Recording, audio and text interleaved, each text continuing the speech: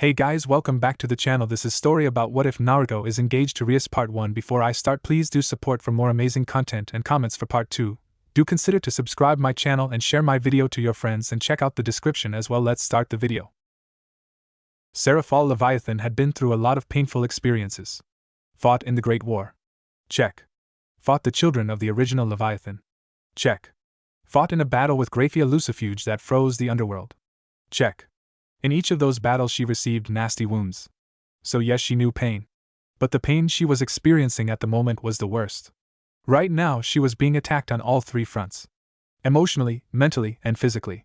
She was being forced to sit by while her queen fought and was currently losing against members of the old Satan faction. He was currently fighting 20. He originally winning, but the old Satan faction doesn't always fight fair, so 2 others joined the fight. Those 2 turned to 4, then 8, and so on until it reached 20. While her queen was strong, even he couldn't beat 20 ultimate class devils at once. Why doesn't she help? Well, she couldn't. She was in the middle of a hospital. Giving birth. Her queen, Minato Namikaze, a born low-class devil, turned out to be a gem. He was a genius with seals. She made him her queen, and they became lovers. She was expecting a child. But when she started giving birth, an explosion went off in front of the hospital. Currently all of her peerage members were fighting, but they were heavily outnumbered. It would take a few minutes for Surzex to arrive with Graphia and Ajuka. But she was still giving birth, so she couldn't join the fight. When the battle started, they separated Minato from her peerage. They put him in an isolation field where he couldn't use his spells, and they have been battling. She winced and screamed as she felt another contraction, and the doctor screamed at her. Leviathan-sama, you're doing great, just a little bit more. She had one pawn in the room with her as a last defense. She went back to pushing in an attempt to be finished with the painful thing known as childbirth. Minato. She was drawn by a scream and looked over, only to be shocked and filled with dread. Over in the isolation barrier with a sword sticking out of his chest was Minato. He looked at her wide-eyed. But right before he collapsed, he smiled at her. She was sad. Upset. Infuriated. She wanted to rampage, but a minute shake in the head by Minato calmed her. But she noticed something: he was still smiling. She followed his eyes and her heart melted. The doctor was holding a boy. The boy had the citrus black hair, but it was spiked like Minato's. His face looked like hers, but he had Minato's eyes. The doctor handed her the baby that she and Minato already named Naruto. She looked over at Minato, who was now on the ground, but his life was fading fast. She showed him Naruto while trying and failing to hold back her tears. When he hit the ground, a crimson light caught her attention. She looked and saw a battle-ready Surzex, Ajuka, and Beowulf. Surzex caught Minato's body and unleashed his power. The whole underworld felt the release of power of their leader. Graphia then arrived and took a defensive position in front of Seraphol. Seraphol suddenly felt the strain of childbirth catch up with her, and she fell asleep. It had been 3 days. The underworld was torn. The population didn't know whether to be sad Minato died or happy Naruto was born. Seraphol was the most popular Satan, mainly due to her show, and since Minato occasionally appeared on the show, and he built orphanages and other things for general welfare, he was a favorite amongst the low-class devils. While Seraphol herself was sad and upset, she decided to continue her life, and after a whole day of crying, she spent the next 2 getting herself familiar with the idea of being a mother. She had realized herself that her mourning was starting to affect her son. She wasn't paying much attention to him, only her situation. She decided to be better, not for herself but her son. She would be the best mother ever seen. Who knows, he might grow up and like magical girls. Seraphol-sama, she turned and was met face to face with Graphia Lucifuge. She was in her maid outfit with her usual stoic face on. Surzex-sama ordered me to escort you home. Both of the ladies knew what Surzex really meant. Make sure she's alright and talk to her if she needs it. Gray-chan, you should smile more. The strongest queen was surprised at first by the childishness in her voice. She had expecting Seraphol to be in a shell, but that sounded like the old Leviathan. But Graphia also noticed the pain in her eyes. So she cracked a smile for the grieving mother. The reaction was almost instant. Seraphol grabbed Graphia and started swinging her in the air before slowing down and looking her in the eye with a sad smile. He's really gone, isn't he, Gray-chan?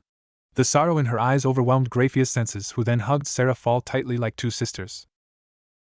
Yes, he is, but at least he left behind Naruto-chan for you. Yeah, that lazy no-good left behind poor Naruto-chan and is making Leviathan do all the work. Seraphol jumped around childishly as Graphia's sweat dropped. And she's back. Leviathan-sama, it's time for us to go. Graphia motioned towards the door. When she turned to start walking, she was stopped by the Leviathan's voice. Graphia, thank you. Seraphol got up to follow her. Time skip 9 years. Naruto! The angry voice of the 9-year-old Citri clan heiress rang out. Sona ran through the Citri mansion chasing Naruto while blushing heavily. The boy in question was running away while laughing and barely keeping himself upright. You stole my first kiss. Sotan, I didn't know you loved me that much. Naruto spoke in a cheery tone while blushing. He had been playing chess with Sona, and as a prize for beating her in chess she had to give him a kiss on the cheek, but when she leaned in he turned and got a kiss on the lips. It led to his aunt, who was more like a sister, chasing him through the halls of the mansion. He was wearing a white kimono with 9 magatama on it. He had received the kimono from Yasaka from the yokai in Kyoto. It was his birthday, and the Gremories were coming for the party. As they ran through the house they passed smiling maids who giggled at the antics at the heiress and heir in line. If there was one thing Naruto Citri got from his mother, it was his unconditional love for Sona. They were brought from their musings when they heard a loud thud. They sighed as someone to clean up the mess the two created with their escapade. The maids who went to the site of the crash saw several knocked over pictures and Sona lecturing Naruto. Naruto, you stole my first kiss, do you know how important that is? She was very frustrated, and Naruto could do no better than just sitting there with an innocent smile on his face as he waited for Sona to release him. You are so annoying sometimes. Why can't you just act less like Wani-sama? Stop acting immature, you are embarrassing. Oh Sotan, say it's not so. He spoke with a dramatic tone with a hand over his heart. Sotan, I'm just expressing my low dash. He stopped in the middle of his speech and tied himself, then ran past her, and for Sona that meant one of two things happened. Either Seraphol was here but she wasn't glomped. That meant it was number 2, and she moved to the side and turned to see Naruto kneeling in front of Akino, Rias' new queen, with his lips on her hand. She was smiling in amusement, while Rias made her way past the pair with a pout on her face and went to Sona. My sweet love Akino-chan, what has persuaded such a graceful being such as yourself to come visit me? Era Naruto-sama, you flatter me. Akino spoke with a blush while she put her free hand on her cheek as she stared right at Rias, who looked back jealously. Maybe I should visit more, but I don't want you to get tired of me. I could never get tired of a goddess such as you. There is not many who can look as stunning and perfect as you. As the two continued their dramatic conversation, Rias' aura began to pick up around her, and Sona wisely took a step back. Akino, I would appreciate it if you didn't flirt with my Narukuin. And Narukuin, I would appreciate it if you didn't flirt with my queen. By the end the halls started shaking and Sona sighed. Why does he always rile her up when he sees Akino? Sona walked away to find her new queen, Tsubaki, before preparing for the party. After a few minutes, a lecture about fighting indoors, a lot of effort from the maids, and a few issues that arose at the main party for Naruto, we have gotten to the part of the day when he opens his gifts. From Sikvera he received a book on peerages, from Rias anime, Akino a very controversial kiss, and Sona a book on battle tactics, and from Ravel he received a 10-year planner. He took all gifts to be put in his room except for the planner that he decided to start on. The others watched as he put some scribbles down in his book. Naruto-kun, what are you putting in there? The question came from Surzex Lucifer as he watched with interest. It's my list of soon-to-be members of my harem. He responded cheerily, which got amused looks from most adults, and sweat drops by the others. I knew I shouldn't have left him with Jiraiya. Seraphol muttered, regretting her decision to let him around his grandfather alone. She then forced a smile on her face. Who is in it? First is Akino, then Rias, then Yasaka-chan, then Sikvera. All the girls mentioned blushed while the adults' sweat dropped at the name Yasaka. And last in my harem is Grafia-chan. He roared to the heavens and closed the book, not seeing the shocked looks on everyone's face, especially Grafia. He stood up and pointed at Surzex with fire burning in his eyes. Mark my words, Nitan, by the time I'm grown up I'll have beat you around so badly that Grafia-chan will have to recognize my greatness. The room was deathly quiet at his announcement. That is until Surzex barked out in laughter. Era Naruto-kun to try and steal my Grafia-chan from me. I'll have to step up my training so I won't lose to you then. Grafia, who was in her regular clothes as she had her day off, was blushing and couldn't decide whether to laugh or take his challenge seriously. I look forward to our fight, Naruto-kun. But I won't let you take my Grafia-chan from me. He finished by jumping at Grafia, who was still deciding whether to take his challenge serious or not, and knocking them both to the ground. But when he thought he was done, his mother came with a book in her hand that she handed to him. He saw a note on it and decided to read it aloud. It read, Dear child of mine, I wrote this book, my letters to you. I will give you this as a way to give you advice when I'm not around, Minato Namikaze. He opened the first page and read a little before looking up with a confused look. He tilted his head and asked his mother, and what's a threesome? He asked with such innocence it was funny. It caused Seraphol to spit out her drink and other adults stop what they were doing. And Naruto-chan, why do you want to know? Because the book says? Dear my child, the first thing my father taught me was the glories of sex. My favorite is the threesome. I remember when I talked Seraphol into a threesome with the Greek goddess Aphrodite. First, Seraphol and Aphrodite were kissing before they went down and PHH. Naruto was stopped by a hand over his mouth and looked up to see a blushing Seraphol. She had sweat dripping down her forehead. When he looked around, he noticed the other adults were in a similar start and were looking incredibly nervous while the children looked confused and curious. Haha, that's enough, Naruto-chan. Seraphol let out another dry chuckle while thinking up a way to sate his curiosity. A threesome is when 3 people love each other a lot. He nodded and Seraphol let out a sigh while mentally noting she needed to find where devils go after they die and beat the death out of Minato, then beat the life out of him. So can I have a threesome with Sotan and you? Seraphol blushed even more and shook her head while Surzex couldn't contain himself anymore and broke out laughing, leaving only Seraphol and the still blushing Graphia not laughing. Soon the temperature dropped and everyone backed up fearfully from the angry Leviathan except for Naruto. I'm going to find a way to bring that no-good feminine man back to life so I can kill him again for trying to corrupt my son. Seraphol would walk around the rest of the day with an evil glint in her eyes and spent the next few days researching ways to bring people back from the dead. Time skip 4 years. Sobs were heard coming from the room of Rias Gremory. If one were to enter, they would see Rias with an annoyed look on her face. The reason she was annoyed? She was watching as Naruto Citri was sobbing with his head in her queen's as Akino looked at him with an amused smile. He started wailing comically, and within a minute Rias' room was opened, and in walked in Rias' mother Venelana with a curious look on her face. Why is Naruto-kun crying? He found out Graphia is pregnant. Rias spoke with irritation, lacing her voice while Venelana raised an eyebrow. Yes, I remember she was supposed to be the last member of your harem, right? She could see the minute nod that came from the boy in between the Akino. Well, maybe you should go after someone else then. The sobs stopped, and he rose from Akino's and gained a thoughtful look. You're right, let's see. I could try Lady Amaterasu, Lady Artemis, Lady Athena, Lady Freya. No, wait, I know the perfect person. He was suddenly in front of Venelana on one knee and had hearts in his eyes. Venelana-sama, I'm sorry it took me so long to notice, but you look absolutely stunning, not a day over 20. To punctuate his words, he kissed her hand. Her eyes glinted in amusement when she noticed Rias look at her. So she leaned over and whispered in his ear. If you want to get me in your harem, you better prove yourself to me in a few years. With that, she leaned up before a fan appeared in her hand before she popped him in the head and left. She wasn't serious, but that could lead to his drive getting even better than it is now. Plus, it's always fun to see Rias so worked up. Time skip 2 years. I'm 15 and I still don't have a single member of my peerage. Now Katan won't let me go to school in Kul until I can find at least one peerage member. She doesn't even trust me enough to let me go peerage hunting alone. He looked towards the ground where he noticed Behemoth following him as he flew. Maybe I shouldn't have told her I was going to Europe. Why didn't I say Australia? She never would have worried if I said Australia. He was currently over Romania. This is where Rias found her bishop. He became thirsty, so he flew down by a stream to get a drink. As he lowered himself, he noticed Behemoth trying, and failing, to hide himself from Naruto. You would think she would use a more stealthy member to spy on a censor.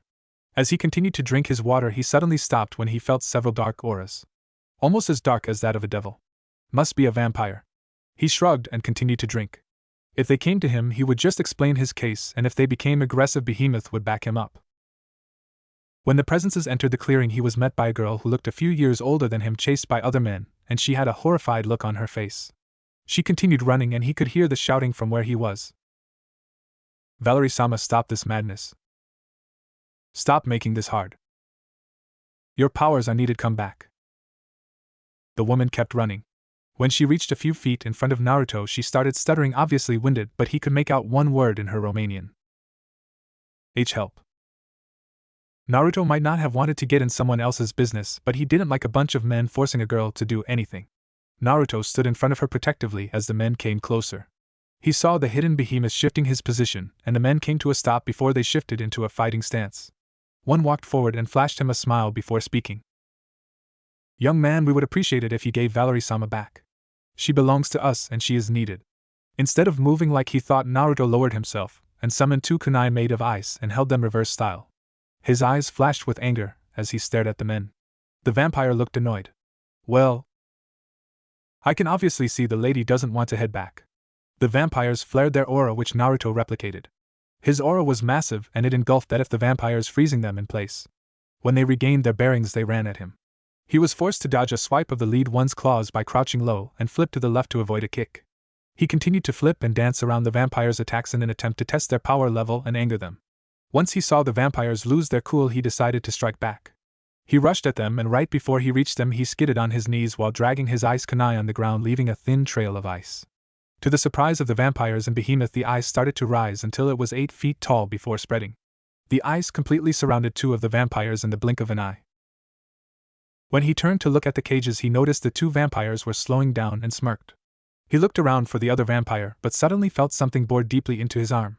Looking down, he saw the vampire's arm embedded in his arm and tearing it off. Naruto cried out in pain and dropped to his knees. Behemoth suddenly shot out and stood protectively in front of Naruto. Naruto, though, got back up and shot Behemoth a look that said, "Stay out of it." "A sneak attack? Or did you just sacrifice your comrades?" "What comrades? Those 2 were weaklings, and them getting caught in your attack allowed me to rip this off." He held up Naruto's arm before sinking his fangs in it, and drank all the blood in his arm. "Oh, the son of Leviathan? Who cares though?" The vampire smiled and ran to Naruto and swiped at him again, this time his face. Before his swipe could reach the ice that formed a cage around his fellow vampires, shot chains of ice out. The chains caught the vampire around the neck and tightened until he fell asleep before all the ice around the vampires turned into water and went into the stream. Naruto turned to face the girl he fought for to see her looking at his arm and chanting something.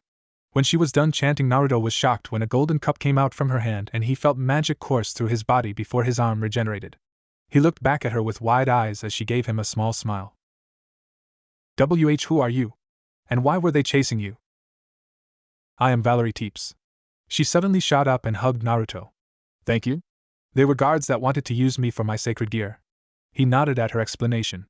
It was common for those with sacred gears to be forced to do things they didn't want, unfortunately. "But now, thanks to you, I'm free." "Where we'll go now?" It was a question filled both with hope and curiosity. If he could help her, he might get her to join his peerage. "I have a friend. I haven't seen him in a few years." She gained a sad look in her eyes. But Naruto, on the other hand, had his mind working overdrive. "She's a vampire. She said her friend hasn't been around in the last few years. Could this be Gasper's friend? Valerie-chan, would your friend happen to be Gasper Vladi?" He saw her eyes widen and he gained a hopeful expression. "Yes, that's him. Do you know where he is?" Tears gathered in her eyes when he nodded. "He's currently a devil in the peerage of my friend Rias." He saw happiness in her eyes. He was gonna ask her to join his peerage, but he felt several magical signatures heading towards them. He looked at Behemoth and nodded. He grabbed Valerie. "We have to get out of here." He brought out his wings and flew in the direction of the nearest devil-owned town, which was in Ukraine. After about 2 hours they landed right outside of Kiev. Valerie had actually fell asleep, so he landed gently before taking her into a Gremory-owned hotel. He woke her up once he took her into a room. "I hope the employees don't tell Gremory-sama about me bringing a girl into a hotel room." "Valerie-chan, before I take you to see Gasper, I wanted to ask you a question.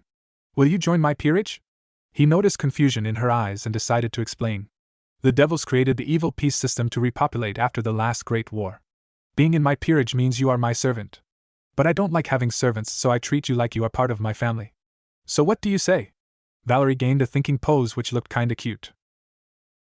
"If I joined your peerage, could I still see Gasper-kun?" "I would never stop you from meeting him or staying with him, I promise, on the name of the Citri clan of devils." His announcement led to her smiling and nodding. "Well, lay down so we can start." Suddenly the door was kicked open and Sarah Fall was standing there pointing at Valerie. "Don't lay down to start anything. Stop trying to corrupt my Narutan." Naruto's face went bright red at her implications. "Caught, and what are you doing here?" "Behemoth-chan told me you were coming here, so I came, and when I get here the manager tells me you brought a girl into a hotel room. I rushed here because I can't have my Narutan losing his purity. Then I hear lay down so we can start. What do you have to say for yourselves?" Naruto facepalmed at his mother before correcting her assumption of their situation. Sarah Fall had the decency to look sheepish before taking her leave with a flair. "Now let's get started." Naruto laid her on the bed before pulling out his queen piece. "I order, in my name Naruto Citri. You, Valerie Teeps. I resurrect you back to this soil as my servant, and have you reborn as a devil. You, my queen, be delighted with your new life." The room glowed as the queen piece sunk into her chest and rewrite her human DNA into devil. "So let me get this straight. You Went to Romania, ran into a vampire who just happened to have a Longinus, one of the 3 holy relics nonetheless, but also happened to be childhood friends with my bishop. Which led to her joining your peerage. Naruto nodded to Rias' summary. He was currently in the Gremory mansion because he wanted to reunite Valerie and Gasper as quick as possible. Gasper was currently sealed away, so he went with Rias to her room so they could get reacquainted. Next time you find a Longinus user, let them join my peerage. You always get Luke. Rias was cut off by the door opening. She turned and was met with Akino, her queen, standing in the doorway. Suddenly Naruto was in front of Akino on a knee holding her hand. My lovely Akino-chan, how glorious it is that you grace us with your otherworldly beauty. Naruto started kissing her hand and Akino started giggling at the son of Leviathan. Rias, on the other hand, was behind the two, had her aura surrounding her. Era Naruto-sama, how about we head to my room and continue our fun? Akino spoke in a sultry tone while looking straight at Rias. As much as I would love to join you and bask in your beauty, I cannot. I have to leave for the taping of Miracle Leviathan. It's my last appearance as the Sage of Six Paths for a while, since I'm going to school with you guys now. He stood and gave Akino a kiss on the cheek, causing Rias to fume even more before he went over and did the same for her, calming her a little bit. As he closed the door to leave, he heard an explosion and the sound of fighting. Sighing, he walked down the halls of the Gremory mansion towards the main room. He saw Grafia and walked over to her. Grafia-chan, I have to leave now. I might not be back tonight, so in about an hour or two can you send my queen to the Citri mansion so I can get her situated? Very well, Naruto-sama. The silver-haired maid spoke in a monotonous voice. She turned to make her leave before she felt a pair of lips on her cheeks. When they were removed, she turned to see Naruto activating his teleportation magic. See you later, Grafia-chan. With that, he left. Grafia turned to go back to doing her job, and no one heard her murmur. At least he isn't clingy like his mother. Narutan, don't forget to call and watch over Sotan.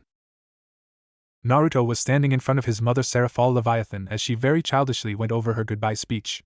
He was leaving to go to school, Academy, with Akino, Rias, and Sona. He was at Leviathan's castle. He had switched from his white kimono to street clothes. While Sona and Rias were bringing their peerages who would live with them, Naruto only had Valerie, but she was going to remain sealed with the ever-shy Gasper in his sealed-off room. So they would be in houses, he would live in a studio apartment, at least for now.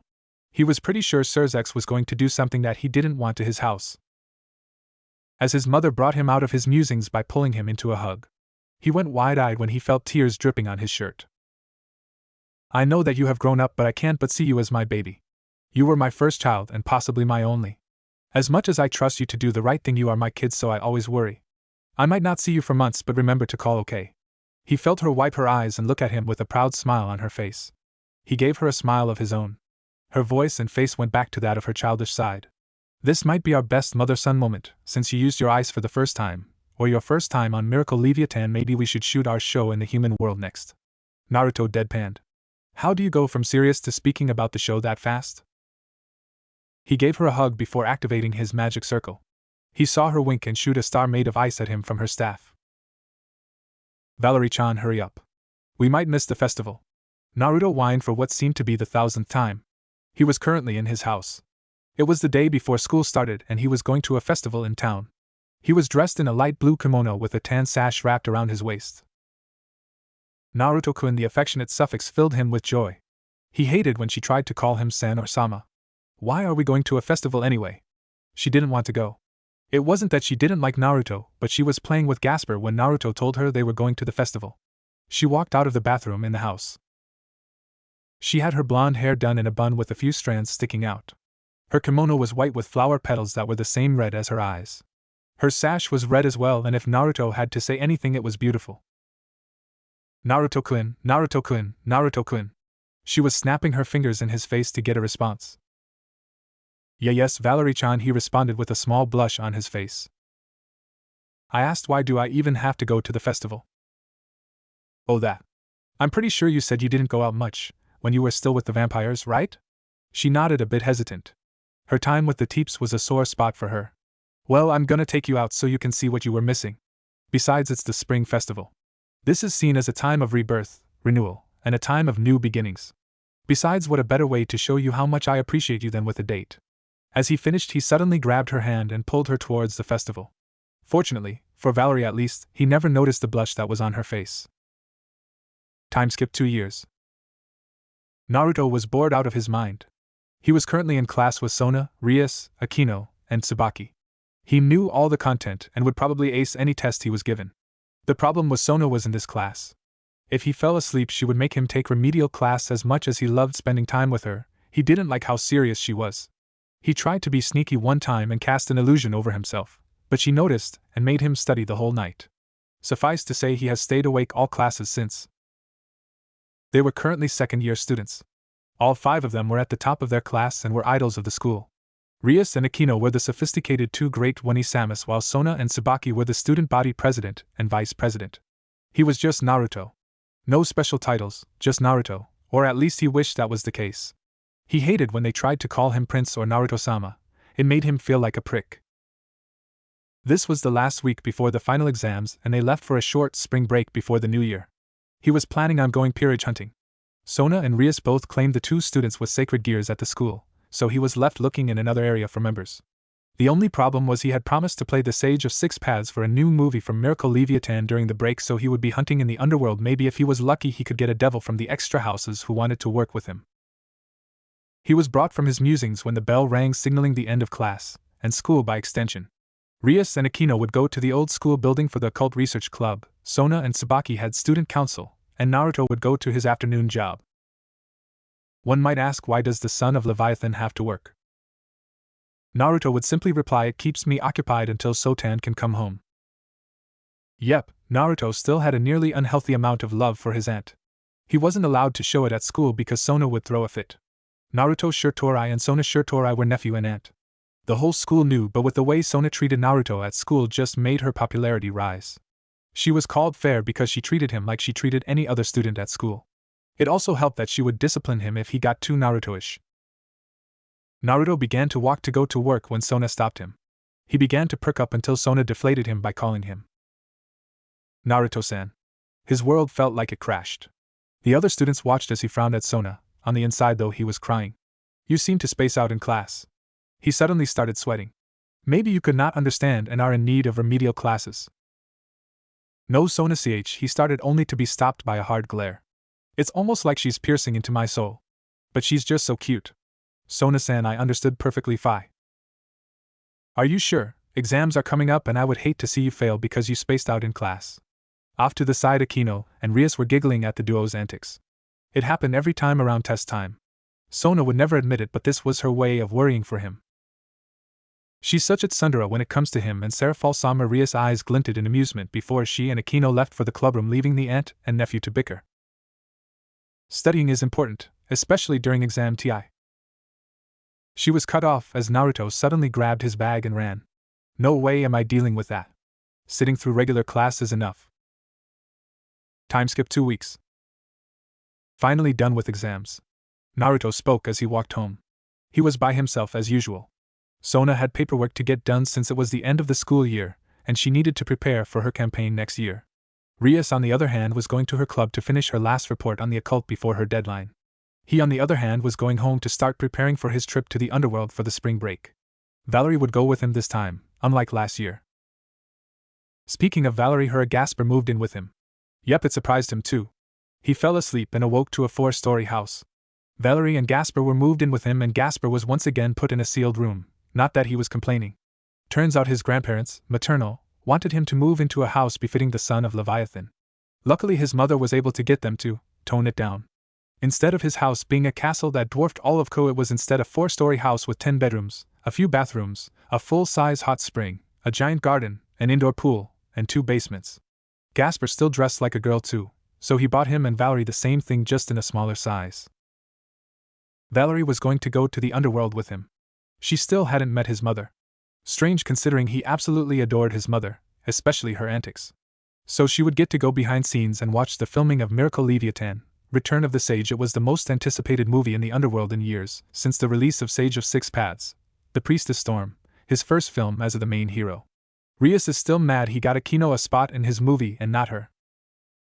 As he neared his home, he paid more attention to his surroundings after feeling what felt like holy energy before it disappeared, and he continued walking.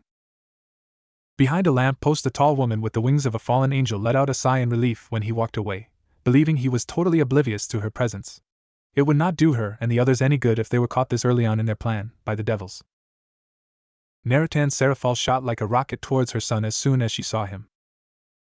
Cut, the director yelled at the top of his lungs with a twitching eye.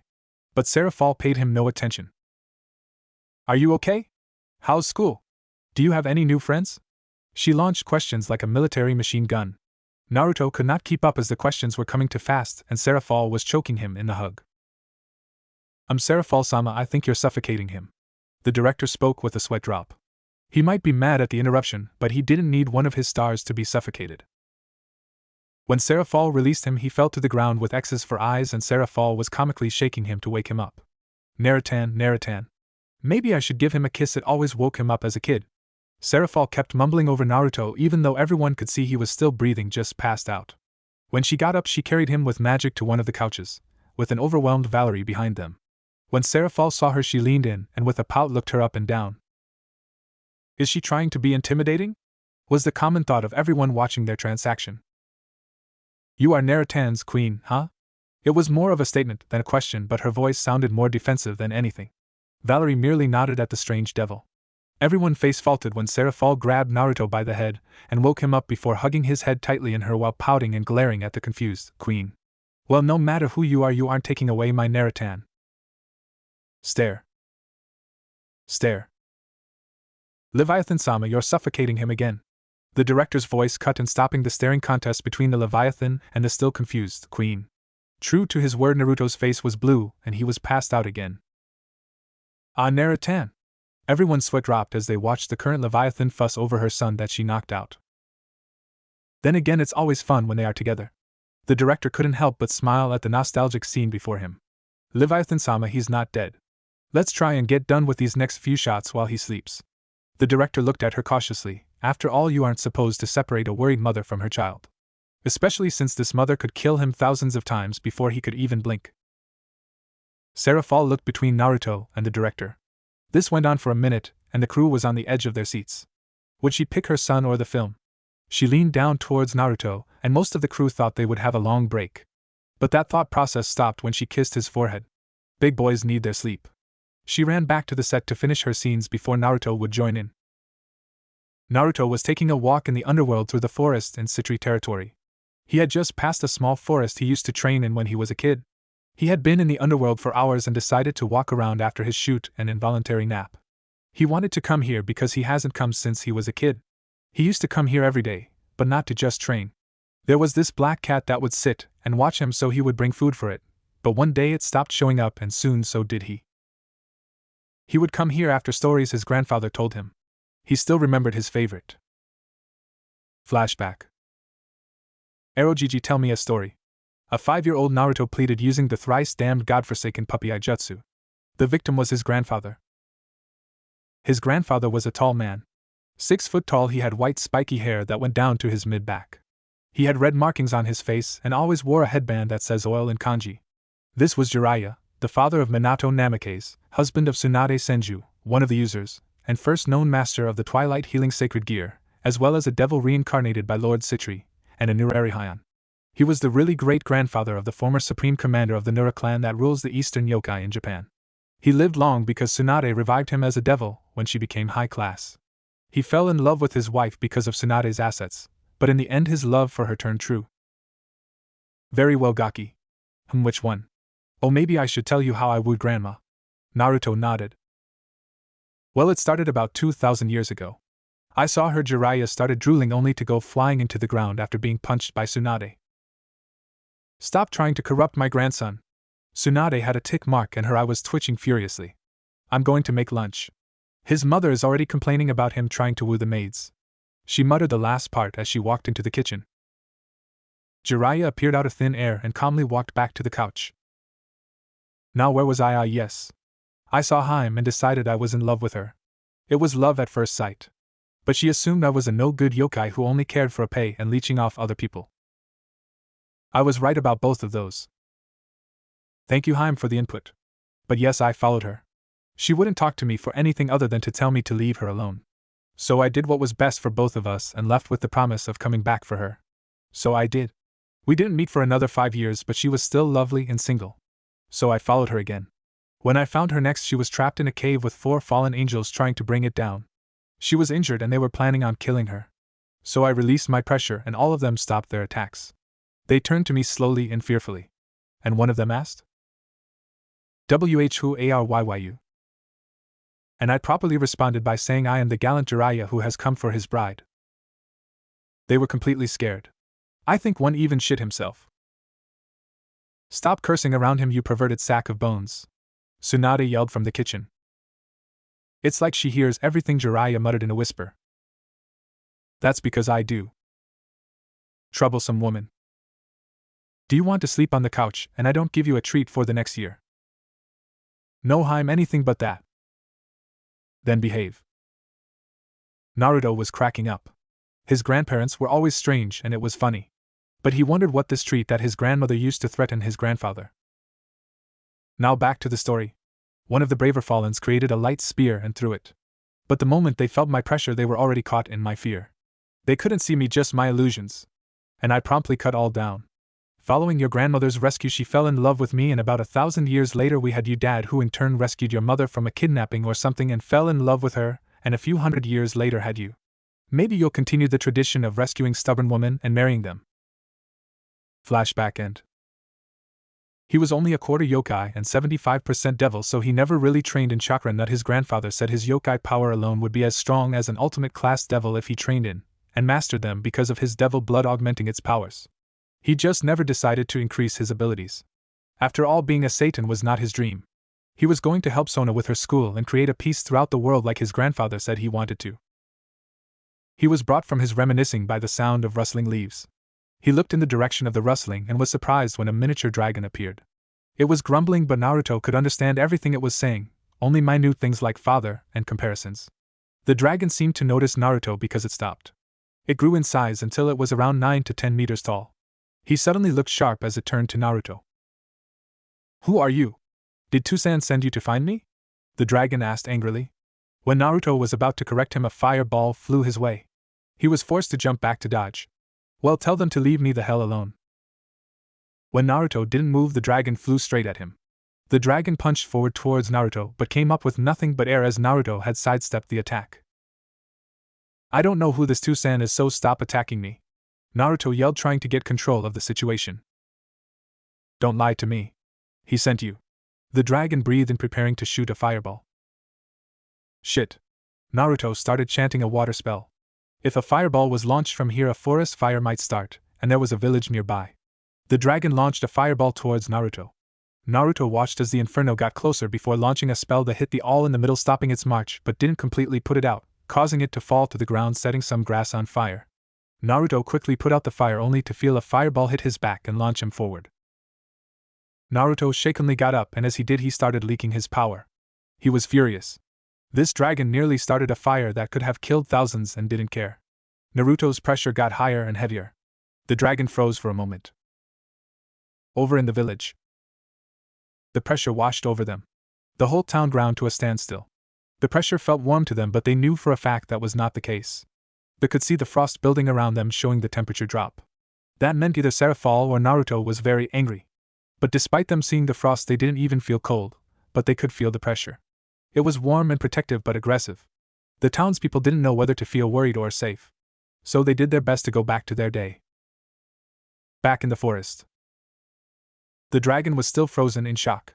He could see the ice forming all around him. It nearly encompassed the whole clearing. Even some of his scales were forming frost. The worst part, though, was the pressure. It was suffocating. It felt angry. And worst of all, it was large. He was sure most of the underworld could feel it. Then he looked into the eyes of his opponent. They were cold, calculating, and focused. It was as if he was looking into the eyes of Minato Namikaze, the former queen of Seraphal Leviathan. That was when he remembered. He was in Citri territory. His opponent used ice and water-based attacks. The outfit he was wearing was the same as the Sage of Six Paths, and the hair was the same as the Leviathan. His opponent was the son of the current Leviathan and Minato Namikaze. His opponent was Naruto Citri. "And Naruto-sama, I am sorry. I didn't recognize you." The dragon bowed. He prostrated and never rose his head. "What is your name, dragon?" Naruto spoke with contained anger. "Bibova Tannen, third son of the former dragon king Tannen." The dragon, still prostrating, spoke fearfully. He was powerful, but he knew that he shouldn't anger the child of a Satan. Please forgive me, I was angry and I wasn't thinking properly. I see. But you still people in danger. You came on Citri property and nearly destroyed a forest and village in your rage. Bova was really sweating. He was afraid that he would be punished. But suddenly the pressure went away and he slowly raised his head. He looked straight into Naruto's eyes. Okay, you look sorry. But you should still apologize to the village people. His tone of voice switched. He was no longer speaking as though he would attack Bova at any minute. Will Naruto-sama. Bova sounded even more terrified, no doubt, by how creepy his personality flip was. Mama, do you have to call me Naruto-sama? Can't you just call me Naruto? My apologies, Naruto-san. Naruto, it's just I was taught to be respectful to high-class devils. He saw Naruto nod. Well, don't forget to apologize to the villagers. Giant. Wait, Naruto. Naruto stopped talking and retracted his wings, looking expectantly at Bova. Bova bowed again, confusing Naruto. Please allow me to join your peerage. Naruto was just standing there as if he didn't hear him. I'm sorry, can you repeat yourself? I don't think I heard you correctly. I asked if I could join your peerage. Why? I'm a dragon, but you still force me to prostrate, so I wish to serve as your servant. Time skip 1 week. And that's how I got my new rook. Naruto finished recounting the story of how he gained Bova to Sona, Rias, Tsubaki, Akino, and Rias.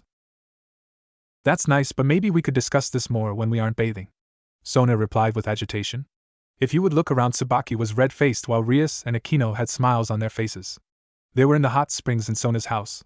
When they got in, Naruto appeared in the room clad in nothing but a towel and started telling them how he got Bova while occasionally staring at Rias and Akino.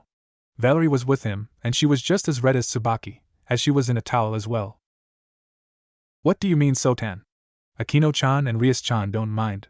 Tsubaki-chan has a crush on Kibaku, and so I'm not staring at her, and we've showered together all the time when we were younger.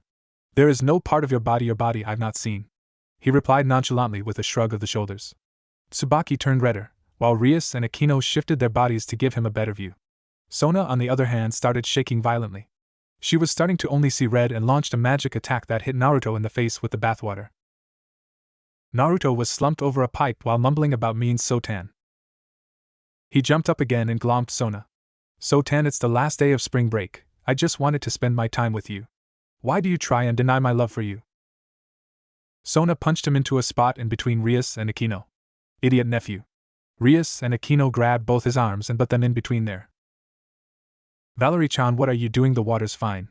Valerie turned even redder before nodding and stepping in next to her fellow Queen S. Issei Hayato was many things, but lucky with the ladies. Not so much. Despite his dreams of being a harem king, he never expected to be in this situation. In front of Issei stood a girl. She had long black hair and large assets. The reason Issei was caught off guard was what he thought he heard her say. I am sorry, what? Issei cleaned his ears thinking he heard wrong. Please go out with me. The girl Amano-yuma bowed her head down as if embarrassed, but if you looked close enough you would see a small smirk on her face. Rias was sitting on the couch in Naruto's house. Akino was next to her while Sona and Naruto were at the table playing a game of chess. Suddenly a light came from the corner of the room and out stepped Kaneko to Rias. Knight. She slowly walked to the seat across from Rias and sat quietly and pulled out sweets and started to eat them. While this usually would be normal, Kaneko had a task given to her by Rias, and her arrival could only mean one thing. So the crows have decided to show their faces. How interesting. The voice was that of Naruto. While he normally would be cheerful and childish, he was sounding serious. The only thing was he was not taking the fallen angel threat serious. No, the reason he was serious was the chess game he was playing with Sona. I wonder what their goal is. Well, hopefully it's not too boring. Yes, I hope this brings some excitement to Ko.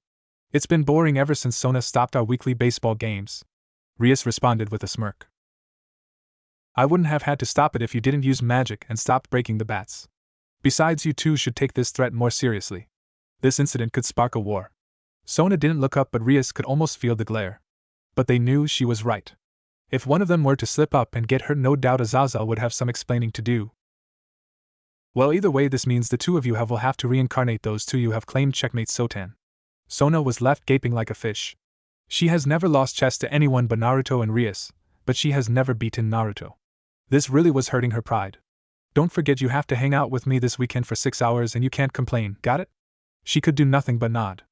This really was confusing her how he was always winning. Now if you don't mind, I have a few contracts I must get to.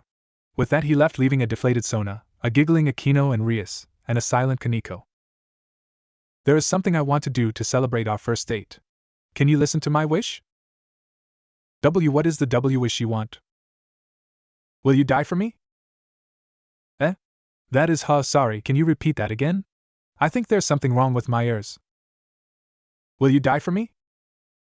Suddenly wings with feathers as black as midnight sprouted from her back. She started laughing like a madwoman. Then a buzzing noise reaches Issei's ears. It's coming from her hand. When he looks, he sees a spear. She raised her arm and with a whoosh the spear was launched at Issei. When he looked down, the spear had already pierced his stomach. You were a threat to us. If you want to blame someone, blame God. He's the one that gave you the sacred gear. Sacred what? Issei brought his hand to his stomach and then back to his face. It was coated in the crimson liquid known as blood. The blood was a crimson that reminded him of something he saw almost every day. The crimson hair of the beauty known as Rias Gremory. It's just like her hair. Man, I really am going to die. If only I got to grope her. Suddenly a light came from his pocket. When he looked down, he saw the leaflet he received earlier that day. As he continued his dying thoughts, the light of the leaflet grew brighter and brighter, and Rias Gremory appeared from the light. Issei could do nothing but stare at her, as if she was some kind of angel. Issei himself couldn't see who it was. All he knew was they had crimson red hair. His vision was so blurry that he didn't even trust his eyes. So you were the one who called me. She spoke in a melodious voice. Looks like you are dying. Your wow no my, looks like something interesting is happening to you. So it's you, this truly is interesting. She's laughing as if she found something interesting. If you are dying, then I'll pick it up. Your life, that is. From now, you will live for me. With that he blacked out. Naruto came out from behind the trees when she finished reincarnating him. Era. You had such a lovely script prepared, maybe I should put you in a movie. His comment made her blush, but he couldn't see it since her back was toward him. Well, now you have another peerage member. I guess if you train him well enough he could help you with your problem. He noticed her nod, but she didn't take her focus away from healing him and cleaning the area before any humans noticed all the blood. I still don't see why you just don't let me handle him. But okay, have it your way. Good night, Rias-chan, I'll see you at school tomorrow. With that he left and returned to his house, but not before looking at the prone form of Issei. Things really will be fun around here. Baka. This is a matter of my pride as a devil, plus I can't have you doing all the fighting for me. Besides, my cute little pawn will do big things in the future. The next day Issei was walking home, after part of a porn session with his friends Matsuda and Motohama. He left because he felt something weird was happening with his body and it was confusing him. But he suddenly stopped. He felt as if someone was watching him. He turned and there was a man in a suit with a top hat staring at him. He felt his own body tremble as the man narrowed his gaze. The man spoke to him, but Issei was scared by him and didn't care for his words before taking off. Trying to run away? Who is your master? It must be a person with a very low rank or with a weird hobby to choose this place as a territory. So, who is your master? He turned and entered a park. It was the same park that he went to with Yuma. The man he was running from him was behind him. Did you think I'd let you escape? That's why lowly beings are a pain to handle. Wings sprouted from the man's back and Issei suddenly felt a wave of déjà vu hit him. Tell me the name of your master. It's a hindrance to get bothered by your kind. For that we will wait. Are you a stray? If you have no master, then that will explain the worried expression on your face. The man summoned a spear made of light in his hand. If you are a stray, then there will be problem if I kill you. The man threw the spear and it pierced Issei through the stomach. Issei felt pain. It was unlike anything he felt before. Blood started coming out from his mouth, and he fell to his knees. Oh. I thought that would be enough to kill you. But I guess your body is tougher than I imagined. But don't worry, the next one will kill you. The man created another spear and threw it at Issei. Issei closed his eyes expecting death but was surprised when nothing came. He opened his eyes and noticed the spear that was about to kill him was frozen in ice inches away from his face. He heard the man in the suit growl, and the sound of shoes hitting the ground. Suddenly a masculine but childish voice came from behind him. I would appreciate it if you wouldn't hit my friend's cute little pawn. Issei lost consciousness and hit the ground after that and didn't hear anything else, not knowing the identity of his rescuer. The ice, you must be the son of Leviathan. My name is Naruto Citri Fallen Angel-kun. This little one is not a stray, and this town is under my surveillance. I would not get in the way unless you wish to be destroyed. The voice of Naruto was sharp and made the fallen recoil a little bit. I will say the same to you. My name is Danashik. I pray that we never meet again, son of Leviathan. The now named Danashik flew off but couldn't help but shiver at the powerful aura he felt. My name is Haida Issei. What's your name? My name is Asia Argento. Please call me Asia. Then Asia-san, let's meet again. Yes. Issei-san, I will definitely come and see you. This isn't good. Rias turned to Naruto, who is with her watching Issei from afar. He is getting attached to her. Unless the fallen angels attack again, we can't get involved with them, and if they are planning on doing what I think they're doing, this won't be good for him. He spoke with a frown marring his face. What do you think they're planning? I thought they were just randomly moving. Rias looked thoughtful, as if looking for a pattern. I've read about something like this before. Fallen angels gather at a church and get a person with a sacred gear. They then perform a ritual to take out the sacred gear of a person. It's usually those who are acting alone perform the ritual. Rias almost instantly put the pieces together. She obviously has a sacred gear with healing powers. So I guess she is the sacrifice. If Issei gets attached and they kill her, that was not a good thought. Maybe I'll just have to let him get attached. It could be a nice stepping stone to get him used to battle. Besides, she could be a good bishop. Well, who knows what will happen? Naruto caught the look in her eyes, then nodded and sighed. He got the message, don't interfere in this. Rias and Naruto nodded to each other before teleporting away. All devils have two sins. A primary sin and a secondary. Rias was pride with greed as a secondary. Sona was envy with greed as a secondary. Serzex Lucifer was pride with greed as a secondary. Seraphal Leviathan was wrath with lust as a secondary. Minato Namikaze was lust with pride as a secondary. Naruto, on the other hand, was lust with wrath as a secondary. The secondary sin grows in around the 13th birthday. A devil receives their sins from their family most times. Some devils grow into a sin. Seraphal was one such case. She gained her wrath after the Great War and lust after meeting Minato towards the end of the Great War when she was in her late teens. Although devils could be influenced by all seven, their top two were just more prominent, and the other five are on an equal footing buried deep in their being. A devil could go their whole life without drawing on the other sins. A devil whose second sin is triggered is barely in control of themselves. The primary sin is the easiest to control. All it takes is a little training, and it is hard for a devil to lose control of the primary sin. The secondary is more tricky. It takes years, sometimes decades, to control it, since it is in as deeper part of the being. Before it is controlled, the devil is considered young and maturing. Once a devil can control one secondary sin, they are considered fully mature, and gained a boost in control of magic. Rias was currently getting greedy, but it was understandable. Here she had support-type sacred gear that was emotionally attached to her, pawn, and she was effectively kidnapped, making her, pawn, want to go rescue her. She was enticed, and now she could barely control her greed. She first got a dragon-type sacred gear and now could get a rare support-type. She could almost feel a shiver go down her spine. But right now what was important was to discourage Issei until she could finish her planning. So far she knew the major components, but she was lost on when to attack.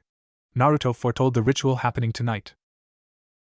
She could storm in right now and face them during their preparations for the ritual, or tonight when at least one fallen would be out of the fight.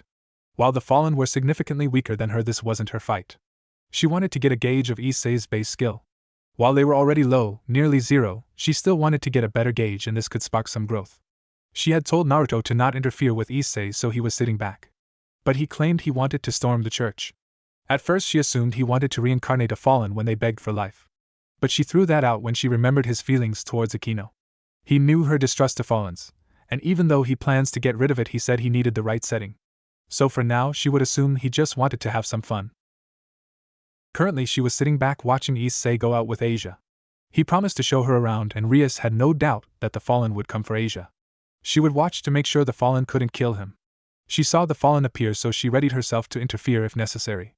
Issei stood protectively in front of the nun and prepared for a battle. As he prepared for a fight, the fallen created a light spear and threw it straight into Issei's gut. She was prepared to go and get him, but she watched fascinated as the nun started healing him with her sacred gear. She saw him get up and look towards the retreating form of the fallen and nun. She turned to take her leave. Rias was scolding Issei. The pawn was trying to argue his case back to his king, but she was not listening. Hiding in the trees, Naruto had to smirk. The kid's got balls. I like him already, the mayhem we can cause together. As he mentally chuckled evilly, he didn't hear the rest of the conversation. He then returned his attention to the conversation going on in the room. I've got an urgent thing to do now. Akino and I will go out for a bit. Bibucho. I haven't finished talking. Rias put her index finger on Issei's lips, effectively shutting him up. Issei, there are a couple of things I need to tell you. First one. You think that a pawn is a weak piece, right? Am I right? He nodded quietly to her question. That's a big misunderstanding. Pawn has a special ability that no other pieces have. That ability is the promotion. Curiosity ran across Issei's face. His confused face looked so idiotically hilarious that Naruto had to bite on his tongue so he would not give himself away. Just like the actual chess game, pawn can change into other classes if they reach the opponent's base. They are able to promote to any other piece besides the king piece. Issei, when you step foot in the location I acknowledge as enemy's base, you are able to change into any piece besides the king.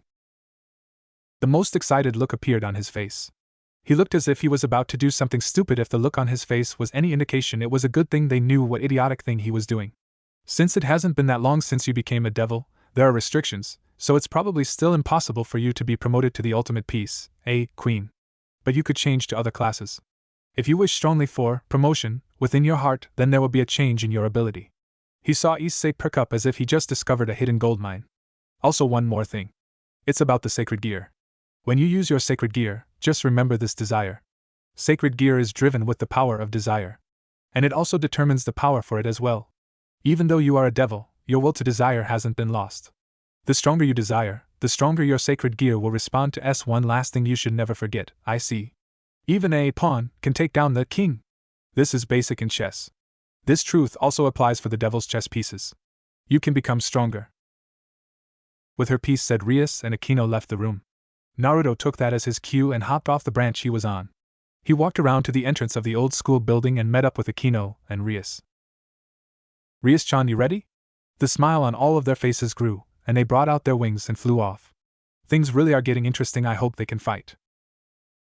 Era, such scary crows. Naruto makes a playful comment as the fallen struggle against his chains, made from ice. You know, the harder you struggle, the tighter they get. As if reacting to his words, the chains tightened, causing the fallen to gasp for air as the chain wouldn't budge from around their necks. Danashik glared heavily at Naruto. Mama Danchan, the girl's sweat dropped, and Danashik's eye twitched. I warned you what would happen if you continued to encroach on my territory. He felt a shiver down his spine. I mean Rias-chan's territory. Thank you, Naruto-kun. Now, Fallen, what do you have to say for yourselves? She was met with looks of defiance and glares.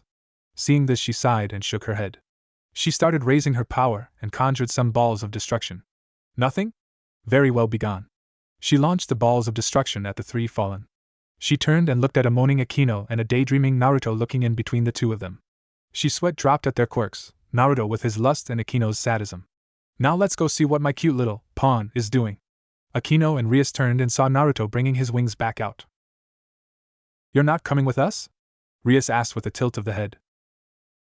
No. This is your pawn's trial. It's a peerage matter. I have no plans of interfering more than this. Besides, if Sotan sees I'm not home, she might freak out, especially on a school night. Rias had to stifle a chuckle at that. Even though they lived in two separate houses, Sona seemed to always know when Naruto was not in his house. They didn't know how, as she didn't tell, but that was until Naruto saw her familiar checking up on him at night around 11:30 every night they weren't together. I shall take my leave now. Oh, and don't tell Issei about me, I want to make my introduction fun. With that he laughed evilly and left. I think he's going to scar Issei for life. Rias had to shiver at the thought of Naruto's version of fun. The thought of Naruto's fun is so enticing. Akino thought with a shiver, but her shiver was entirely different from Rias. Naruto entered the old school building heading to the ORC room only to stop when he felt two presences. Normally he would just walk in, but Issei was in there, and he didn't have time to finish his introduction. So he stuck to waiting for Issei to leave. He could tell Rias noticed his presence because she paused momentarily in her speech. But she recovered without Issei catching on. Ambucho? If there is the same number of evil pieces as in chess itself, then it's possible to get 7 other pawns besides me, right? So will there be a day when another pawn besides me will join us? The perverted boy asked to his master. No, my only pawn is you, Issei. Naruto could almost imagine what thoughts were going through the boy's mind. It was probably along the line of, this is a confession. There's a saying like this in the world of chess. Queens have a value of 9 pawns. Rooks have a value of 5 pawns. Knights and bishops have a value of 3 pawns each. Like this, there are standard values that also apply to the evil pieces. A similar phenomenon happens to those reincarnated. If there are those who can only be reincarnated with 2 knight pieces, then there are also those who need 2 rook pieces to be reincarnated. There's also the compatibility with the pieces as well.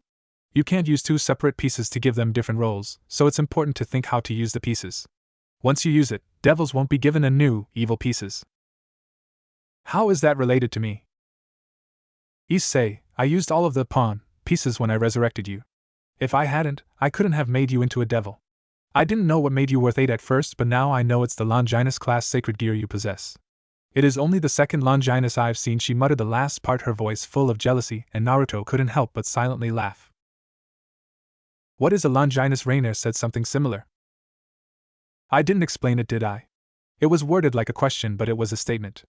A Longinus is a sacred gear that at its most powerful has the potential and power to kill a god. Her words sunk in. Issei was quiet for a moment, as if he was in awe. Wait, did you just say second? Issei's voice filled with confusing, and it almost made Naruto laugh out loud. Who is it? Don't worry about it for now, Issei. She got his attention after her dismissal of his question. There are several devils without sacred gears that are stronger than you. He deflated at that comment. So do your best and aim to be the top pawn in the underworld, the strongest pawn. He heard the cushions on the couch shift, giving him the picture of someone getting up. This is a good luck charm. He heard a kissing sound and nearly bust down the door. He was barely controlling himself from running in the room. He heard Asia come out, and they continued to talk for a few minutes before Issei and Asia came out. When they did come out, Naruto hid his presence and made sure to not get noticed. He entered the room and saw Rias sitting by herself. He sat across from her and continued to look at her. But he suddenly jumped on her and cried anime tears. Rias-chan, how could you cheat on me? Rias rolled her eyes as rivers started to fall from his eyes. She roughly grabbed his cheek and pulled while causing him to stand up. Awwa. Rias-chan swap thwees Hewarts. He whined through her pinch. I would if you started acting befitting of me. She watched him calm down before letting him go. Now if you would let me explain, I didn't kiss his lips if that's what you're scared of. He suddenly jumped her again. You do still love me. He tried to kiss her, but before his lips could touch her face he was grabbed from behind and pulled into another's grasp. Era, you're awfully excited today, maybe I could help you work off that energy. He immediately knew it was Akino. Her words were seductive, eliciting a shiver from Naruto. When he turned to face her though, his head was once again grabbed and he was pulled back again. This time by Rias. Above his head he could feel the lightning flowing between the two. Seeing where this was going, he got out of the hold, and while the two were preoccupied he escaped. Nothing was said as Naruto teleported and arrived back at his house and was met with the sight of Bova Tannen doing yoga with the TV program right in front of Naruto's arrival area. He had blue sweatbands around his head and wrist, and was in a disfigured-looking crow pose. The room was awkward. After a minute of no one talking and Bova not changing his position, Naruto left, and Bova went back to his yoga. When he left, he was met with a naked Valerie coming out the bath. Both of their cheeks turned red and Naruto looked away. His thought process: I might have a healthy appreciation, but I'm not a pervert. Erogigi is enough of a pervert. But behind him the heads of his grandfather and father were floating. Gaki, if you look you will get to see the best of the world in the form of a pay. Whereas his dad was more, if you look now then you are one step closer to giving me grandchildren. Either way they weren't a help. In the end Naruto braved himself to walk through. Excuse me, tying Tojathusari. He walked past with barely an ounce of control in him. Why did my queen have to be a chick that is hot but doesn't know what hot is? He was true, Valerie only knew hot as temperature and pink. Not being out in society as a teen really didn't help either. Now that he thought about it, there was a lot he kept on forgetting to teach Valerie. Well, he might as well do it now. Mwahahahaha. Naruto-kun, you're maniacally laughing again. Valerie's voice cut through his ears and stopped his laugh. TCH, damn thin walls. Rias is with Naruto, Issei doesn't know yet. Issei was having a glorious dream. He was surrounded by his friends and family. He was in a tuxedo and was standing next to a chapel. In front of him there was Rias Gremory. She was in wedding dress that barely hid her from him. While standing there he could do nothing more than imagine the wedding night. He let a perverted expression mar his face. Suddenly the dream was cut off and everyone around him disappeared, and standing next to him was Giant Dragon. So let me get this straight, Issei had a dream about you. A nod was the response. That was interrupted by the dragon in his sacred gear. Another nod was given. I don't know whether to feel bad for Issei that his dream was interrupted or thankful of the dragon for stopping it. Who knows what the dream was about. The speaker Naruto was smacked in the back of the head by a red-faced Rias. That's strange though. Rias looked at him expectantly, which he caught. I had a weird dream last night too. Oh, what was it about? Rias looked up curiously as this seemed to be an interesting tale. So when I was born, this giant fox came out of nowhere and killed my parents, and weirdest thing, I had a different mother. Instead of Katan, it was that member of Tusan's harem, Kushina-chan. Rias nodded slowly. This was not what she was expecting. So it skipped like 13 years and it showed this girl. She was stalking me. Then it skipped again. This time me and that stalker chick were married. It was strange, and kind of fucked up. He was then chastised by Rias for cursing. Yeah. Now back to the dream. We had kids, and this is where it became a nightmare. My firstborn was a spoiled brat who's stepping out of line. This boy, he spoke in an exasperated tone. He told my dream self he was lucky his parents died. Then my dream self did nothing about it. He just let his son disrespect him and the memory of his parents. That's time out and punishment at the least. I called Tusan a perverted freak when I learned some of the things in that diary, and Katan spanked me with magic. He was waving his hands in the air to get his irritation and annoyance through to her. Rias could only look on amused as Naruto was trying to explain his frustration in the dream. He was mad that he married his stalker, and his son knew no discipline. It was so cute how he looked like he was ready to explode. But she was getting tired of his antics. Naruto-kun. He stopped mid-rant and looked at her. While that's an interesting story, shouldn't you focus on introducing yourself to my newer pieces? I could really use your help with training. She really did want his help. If anyone could motivate Issei into training, it was Naruto. His words would motivate anyone, and he mastered the teaching method of practical learning. Oh, I already have it planned for today. It will be a moment Issei never forgets. Wahahaha. Rias could only sweat drop in fear for her, Pawn, and his psyche. But before she could question him, the door was opened by Issei.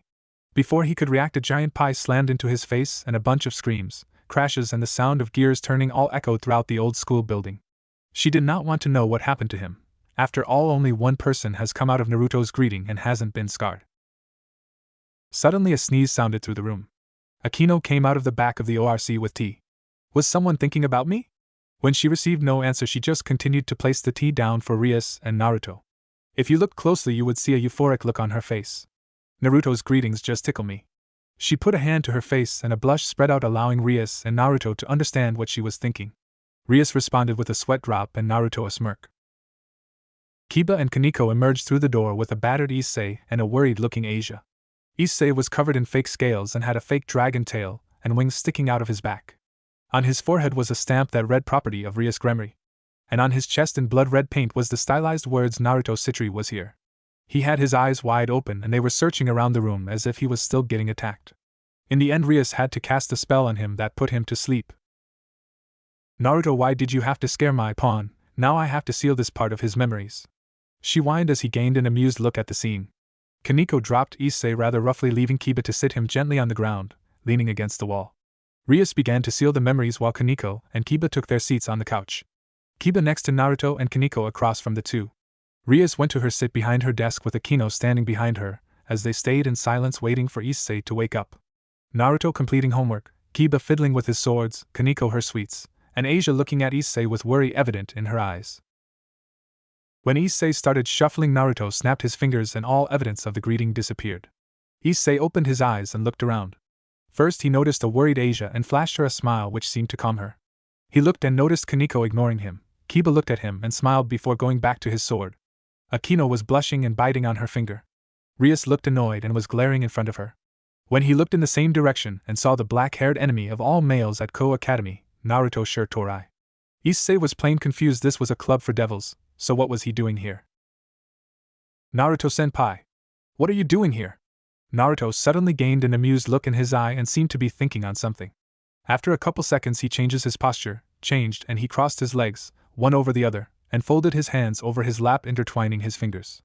His left eye seemed to shimmer before a monocle appeared, with a gray beard appearing on his upper lip and his hair on top of his head shimmering before turning gray. You see, young Issei, I'm Rias-chan's father in disguise. Zzzzzzz. His sentence was cut off by his head falling back and him starting to snore. Rias gained a tick mark at the other pure-blooded devil in the room. She sent out a pulse of power that shook the room and made the sleeping devil jolt awake. Huh, what?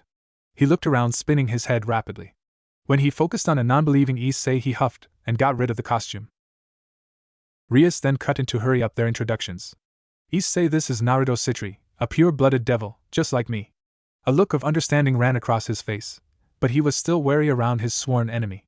Rias wore a triumphant smirk as Naruto glared at her. But Naruto's glare turned into a smirk and Rias felt a headache coming. I'm also the fiancé of Rias Gremory and Akino Himejima. His declaration shocked Issei to the core. Rias saw this coming, as did Akino, but both were still left blushing. But to Issei this took one of his major dreams away from him. He couldn't touch those heavenly mounds. Now Naruto had the smirk on his face, and it was Rias' turn to glare. Now she had to comfort her perverted servant. Bucho, is it true? Say it's not true. Now I can't touch those Ape. Issei asked while crying comically. Everyone could only sweat drop at the perverted boy's one-track mind. Issei, as of right now he isn't my fiancé. Rias stated calmly but also looking at Naruto through the corners of her eyes, whose smirk at the unspoken part riser first. She looked at a smiling Issei. Issei then started glaring at Naruto. Senpai, I'll just have to touch her Ape before you can. Naruto's sweat dropped and Rias smirked at the fires burning in Issei's eyes. Naruto was already giving him determination even if he didn't know it. The glaring contest came to an end by Rias making her presence known. Now that you two are being civil. We have more pressing matters to deal with. With that, Naruto was officially made an important part of Issei and Asia's lives, even if they didn't know it yet. Time skip. Nighttime. Naruto's room. A flash of red entered Naruto's field of vision, and he smirked. Rias emerged out from the circle in her nightgown, also donning a smirk. He watched as she climbed under the bed with the ever-present smirk on her face. After they both were under the covers, they waited. But they didn't have to wait long, as another magic circle lit up where Rias was. Not wasting another moment, Naruto quickly positioned himself over top of Rias. When the light died down, Grafia quickly stepped out of the magical circle and had a shocked expression on her face. And Naruto-sama, Rias-sama, what are you doing?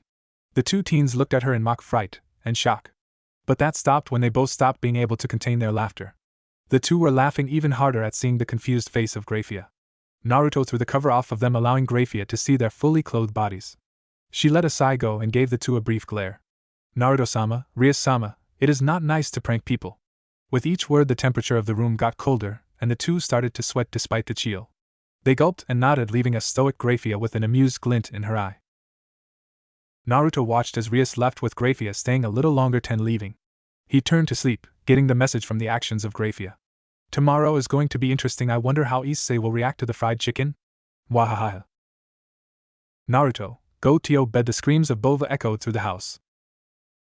Naruto rolled over with a smile on his face. He loved his life. Naruto was currently watching Issei and Kiba arrive to the old school building after school. He had arrived earlier, skipping his last class, because of his excitement. He was planning on sitting in on the meeting as well, and as a high-class devil it was imperative he had his queen with him. Riser didn't know about Valerie. As a matter of fact, no one outside of the Citrus, Gremorys, and Satans knew about her. They didn't want the fact that a young devil had a servant with a Longinus, let alone one of the 3 holy relics, to be released to the public. Not only would it make Valerie a target, but it would also anger the church. But in case of a leak, Naruto had proceeded to get Valerie to learn Brazilian Jiu-Jitsu as a way to protect herself. While he himself preferred a more Asian-style martial art like karate, he figured Jiu-Jitsu would be better since it was better for ground fighting, since the only time he expected Valerie to fight was if she was either chased, or someone got past her magic. Valerie was currently in the clubroom with Akino and Rias preparing for the meeting. She was in a skirt that stopped mid-thigh, with a cloak that started from her waist and ended below her knees, with a top piece that covered only her shoulders. On her arms and legs were sleeves that donned the Citri family crest, and she had on combat boots, Asuna's Knights of the Blood Oath uniform, with the Citri crest instead of the cross. He got the idea from his favorite anime, Sword Art Online. He removed the cross and added his family crest. He liked the way it showed her figure that seemed to have the beauty of both human and vampire, and she thought it looked good too. He got up when he noticed the last of Rias' peerage, Sans Gasper, was in the room. He arrived just in time to see an annoyed Grafia holding a fan over a groaning Issei. Not taking long to realize what had happened, he quickly got in Issei's face. The girls were surprised by this actions. Had Naruto grown that protective of Grafia? Hey, the only people allowed to ogle Grachan is me and Nisama. The girl's sweat dropped and Grafia eyebrow twitched. Naruto yelped when he felt the fan make contact with the back of his skull. He sent a questioning look towards Grafia. What was that for Grachan? He was hit again. Must I remind you, Naruto-sama, to act as a high-class devil, and that I'm a married woman? Rias could only sigh. Every time they met it was like this. She reprimanded him for calling her Grey-chan and hitting on her. But he made it his personal mission to replace Surzex. You should behave, before I ask Sonasama to give you extra lessons in etiquette. He quickly shot up and ran behind Rias, pointing at Grafia. You wouldn't dare. His words were spoken with true fear lacing them, as if he was given a fate worse than death, which for him it was. Make it known Naruto never has and never will like school. Their back and forth could not continue as Rias started pinching on Naruto's cheek, making him wince in pain. Now Naruto, if you are done with your banter, we can get down to the problem at hand. Rias spoke with a stern voice that sent shivers up Naruto's spine. Naruto sat straight up and still like a doll, surprising Issei that his Bucho could control another devil just goes to show how awesome she was. Bucho, did you say problem? Issei responded, leading to Rias going silent, as if trying to find the right words. Grafia stepped up and looked at Rias. Oju-sama, would you like me to explain the situation? Rias looked at her and shook her head, not even contemplating the offer of the silver-haired maid. She gathered her thoughts and opened her mouth to speak but was cut off by the light of a magical circle. Issei and Asia looked plain confused while the others tensed slightly. Naruto and Rias looked annoyed while Grafia still had on the poker face. Valerie and Aquino were in the kitchen and finishing the tea if the rattling coming from the kitchen were anything to go by. When the light died down, Riser Phoenix stood there in all his doucheness. It was honestly depression to Naruto to see an arrogant man like him. Issei on the other hand was in a little awe. Phew, it's been a while since I came to the humans' world. The guy looks around the room, and then smirks after finding Bucho. My lovely Rias. I came to see you. He sent a distasteful look towards Naruto, then looked back to Rias. Now then, Rias. Let's go and take a look at the ceremony hall. The date of the ceremony is decided, so we need to check it before then. He went to grab Rias' arm, but Naruto was suddenly between the two of them with a smirk on his face. Riser-kun. I must say I don't like guys, you will have to take my rejection. When you go back, tell Lady Phoenix I say what's up. Naruto spoke in a cheeky tone that seemed to piss off this Riser, but he breathed in before turning away towards a giggling Rias. Rias, come, let's go. He spoke in a commanding tone that set off red flags for Issei. After an uninterested response by Riser, Issei looked as though his ego had been destroyed. Oh yeah? Well, who are you? Issei spoke in an angry voice. Rias, you didn't tell them about me? That's mean. Hiya to Issei-sama. Why yes. This person is Razor Phoenix-sama.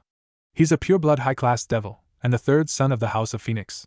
Grafia-san explains in her usual monotone voice. And he is the husband of the next heiress of the House of Gremory. He is engaged to Oju-sama. Issei really did deflate. His body floated to the ground like a piece of paper picked up in the wind. This guy. Marrying Bucho. Now I have to get past him and Naruto. How could I do that? And oh, I can't think like that. I will touch those Ape. And with that he immediately inflated with a perverted leer on his face. As the others watched Issei get his emotions together, Valerie and Aquino came out with the tea. Rias sits on the couch near the edge while Naruto sat at Rias' usual seat. Riser sat next to Rias and was constantly grabbing her shoulder. Issei was shocked that Naruto sat back and acted calm. He nearly jumped on the guy, but a firm hand by Kaneko kept him from jumping out. Valerie only gave tea to the servants and Naruto before taking a position behind Naruto, Riser's eyes following her until they refocused on Aquino. Everything about this guy spoke sexual harassment, like he was gonna say something dumb like grab him by the. But Naruto never glared or challenged Riser, and it was killing Issei. Riser's eyes focused on Valerie after the tea had been served, and Aquino went to the kitchen to prepare more tea just in case. Valerie took the stare until it slipped low, and it was the only place he was looking. She squirmed a little and Naruto noticed his queen's distress. He leveled Riser with a firm glare. Riser-kun. If you appreciate those eyes, you will stop staring at my queen, Phoenix, or not. Riser recoiled a little at Naruto's voice and gaze. Riser returned with one of his own. This is your queen? I wonder, is she weak? Riser spoke in a voice so haughty Naruto almost laughed at his questions. Is his queen strong? She holds a damn Longinus, and she can gain the abilities of those she sucks the blood from. She must be a strong queen, and weak king don't go together. Naruto looks amused and Valerie a little nervous. The attention was on her. Naruto added a smirk which all in the room except Riser had seen before. Valerie, are you thirsty? Naruto played with his collar, giving her a look. Riser, Asia, and Issei thought this was a harmful action, but the others knew what he was doing. And he said he didn't like gloating. Valerie started blushing at seeing his neck and unconsciously started dropping her jaw, showing her fangs a little. And no thank you, Naruto. Naruto grabbed her arm and looked her dead in the eye. Nonsense, no need to be shy, you can have a drink whenever. He looked back at Riser and tilted his head, creeping him out. But before Riser or Issei could bring up their questions, Valerie began drinking from Naruto's neck. Asia and Riser discovered her pieces right there, but Issei was a little on the slow side. A vampire. Riser spoke in shock. Almost all devils would love to get their hands on a vampire. It was especially true since vampires threw out almost all children with even an ounce of human blood. Naruto inwardly smirked. That will teach you not to doubt my queen. Valerie sighed, drink however much you want. She told him his blood was delicious, like a sweet flavor, but he never understood it. When she started, she wouldn't stop drinking for a few minutes. Stop it already. Razor. I told you before. I will not marry you. Suddenly Rias explodes on Riser. But Riser tried to explain the situation with logic but was nowhere near convincing Rias. Grafia was still just standing by, and Naruto was tensing. Riser made no attempt to stop. And knowing Riser, it was only a minute before the situation got out of hand. But I won't marry you, Riser. I will marry the one I acknowledge. Even the devils from the old noble house have the right to choose.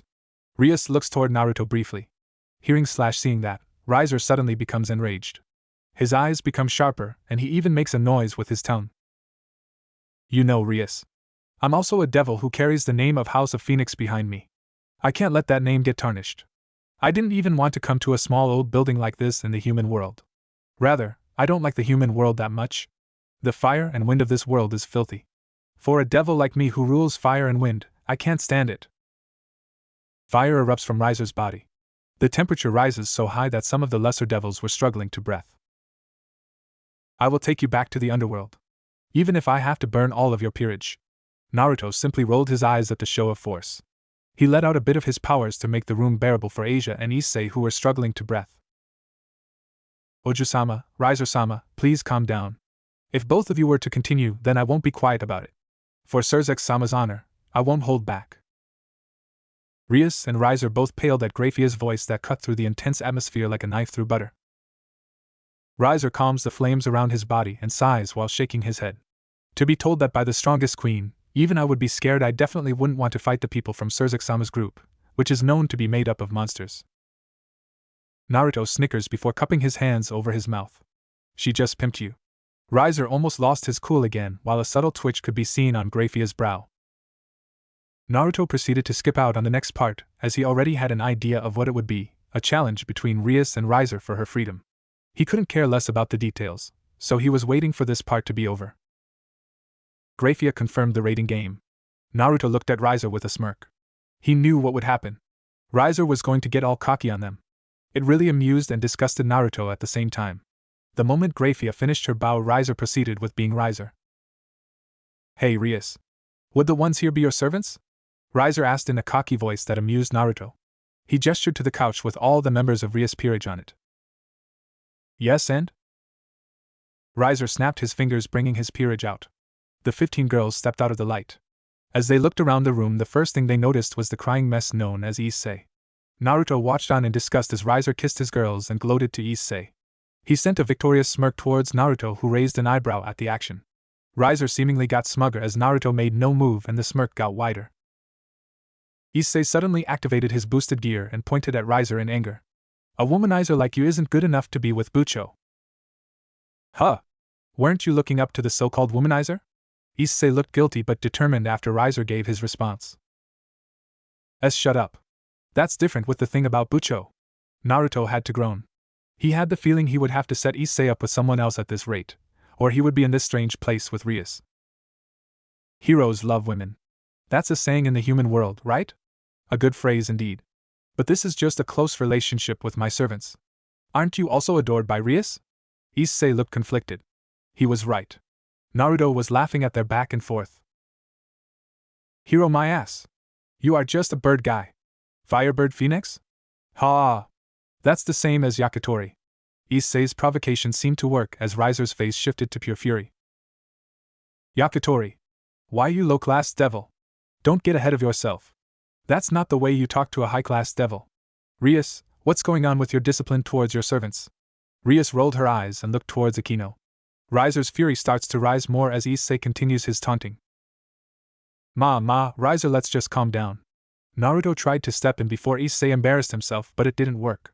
The taunting went back and forth. In the end, he settled for a sigh. Issei suddenly got in a battle stance. Mira. Do it. Riser looked as his servant knocked Issei out of it with one hit of her staff. You have an invincible sacred gear, but are weak with it. Riser paused for moment, as if gathering his thoughts. But the match would be interesting if you were to get used to it.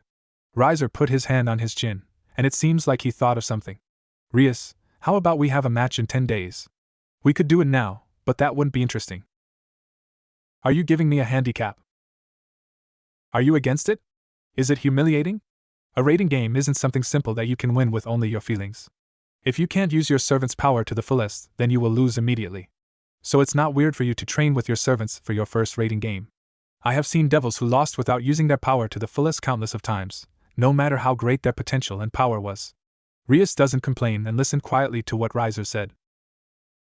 Riser directs his palm towards the ground, and a magic circle starts to glow. 10 days.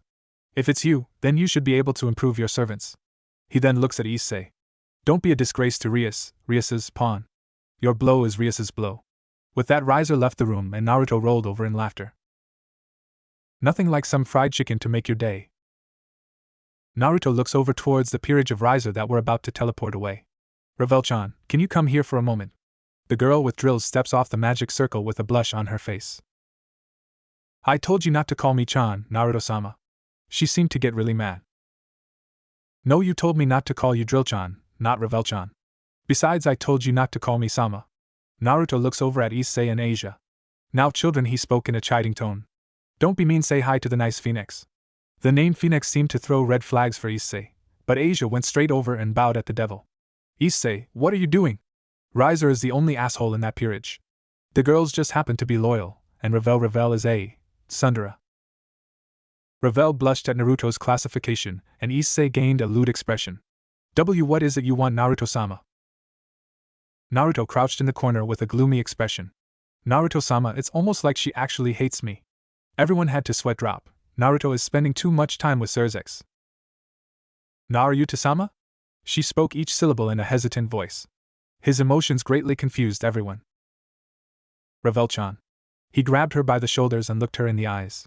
You need a boyfriend. How about Issei? He's single, has almost no appeal, and he wants a harem. Think about it, you and Asia over their harem sisters. Actually, that would be a good TV show. Naruto grabbed Valerie and started a magic circle. Come on, Valerie, we're going to see Kaden. And with that, he teleported away, leaving two red-faced bishops, a red-faced pawn, a giggling queen and king, and a silent rook. What do you mean I'm the weakest devil you've ever seen? Issei was angry. Naruto was listing his faults in an attempt to train him. Issei was able to take it, but Naruto called him the weakest devil ever. It was the worst thing anyone ever said to him. It angered him. But what made it worse was it was probably true. You heard me. Even Asia is stronger. If I put you in a fight and she actually fought, you would be destroyed.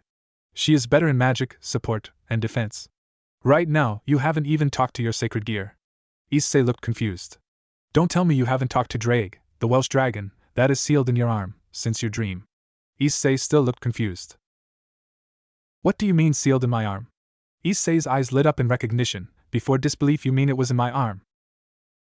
Ha ha ha ha ha ha ha. This is priceless. Who did you think is giving you your power when you boost? Naruto was getting a laugh out of this, but the tone in his voice was like one talking to a child. It made Issei feel as though he was a little brother. Naruto calmed himself, and his face relaxed. Issei took this as a time to respond. I thought all sacred gears came from God. Issei gained a confused yet thoughtful look. He always assumed that God distributed his powers to the sacred gears. But you're a devil. God is your sworn enemy. Why would he help you? Also, there's thousands, if not millions of twice criticals. So are you saying God boosts those too? Don't make me laugh, but instead of laughing at you, I should probably fix your issues. Naruto gained a thoughtful look. You have no stamina, speed, power, magical skills, sacred gear skill, or drive. Naruto mumbled to himself, but he was still loud enough for Issei to hear. I know. For your training you will do an exercise. This should be able to increase your skills all at once. Out of me, Sotan, and Rias, I'm the best with barriers. I'm also good with illusions.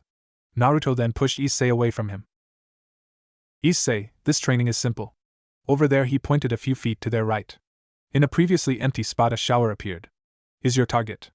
I will put a cage of solid ice around the shower. Your job is to break through the ice. Issei looked as though he was about to refuse to take part in this regimen. But before he could denounce the training, Rias walked over in nothing but a towel. She walked towards the ice, which melted and allowed her to get in the shower, and then reformed. The reformed ice grew opaque and Issei heard the shower cut on. Issei, would you help me clean my? Rias spoke through the ice that was covering her form. While the voice would have been read as false due to the extremity of the situation, Issei was a giant pervert. As a pervert he ran on his fetish, and that word made him want to see the other side of ice. He immediately gained a lewd expression before running and attempting to punch the wall. When his fist hit the ice he immediately started thrashing in pain. He glared at a smirking Naruto, and was about to yell at him when the ice wall sprouted a hand that punched him, making him fly away 20 feet. He flew into another ice wall as hard as cement. Now if I may finish. Q glare from Issei. This is a simple exercise. Your target is the bath. If you get there you will get to help Rias shower. If not I will. The ice surrounding it is as hard as 20 feet of iron. It was a lie. It was only as thick as a few ice cubes. But if Issei did manage to break it he would have a morale boost. The ice will attack you if you stay within 5 feet of it for more than 10 seconds. When you aren't in those 5 feet I'll attack you. Issei paled when Naruto started exerting his pressure. Mwahahaha, Rias has left you in my care for 6 days, for before the raiding game. You will get 2 breaks, for breakfast and dinner, but other than that, just don't stop moving around. And with that he kicked off and went after Issei. Time skip 10 hours later, 8:30 p.m. day 1. Issei was currently resting. It was currently his dinner period. Akino came with the plate for food and some tea. Naruto honestly expected Asia. Akino gave Issei and Naruto their food and drink before seating next to Naruto, who had his back turned to Issei. To Issei it was a harmless gesture, but if he looked closer he would see the moving of their jaws. Naruto, Rias asked that you don't harm Issei too bad. She would like to continue his magic training after this, but she can't if he's too tired. Akino spoke in a hushed tone too low for Issei to hear. I can't make any promises. If she wants his training complete it will have to be done my way. If he can't take it, then he shouldn't have been sent to me at all. She looked ready to retort, but the look on Naruto's face showed he was not backing down. Tell her that I'll add in a night break so he can sleep. That should be enough for him to practice magic. I'll tell her, Naruto-kun. Akino flashed a smile but was met with a stoic face from Naruto. She got up and collected the plates and cups before leaving. Akino, breakfast is 8:30. She nodded and continued walking off. Now pervert break time's over. Time skip 5 days later, day 6. Beep beep. The sound of an alarm ringing sounded through the field. Issei could not hear due to his screams, but Naruto heard it clearly and smirked. Issei-kun, you only have 10 minutes. If you don't hurry I'll have to help Rias bathe. Issei couldn't even get to the ice earlier in their training. He was too busy trying to run from Naruto. The one time he got close enough a dragon tail made from ice appeared on the cage and he unconsciously hesitated and he was thrown by the ice. Issei, where are you? My need to be cleaned. With those words, Issei shot up like a rocket. He gained a determined look. Any signs of fatigue disappeared and he brought out his sacred gear.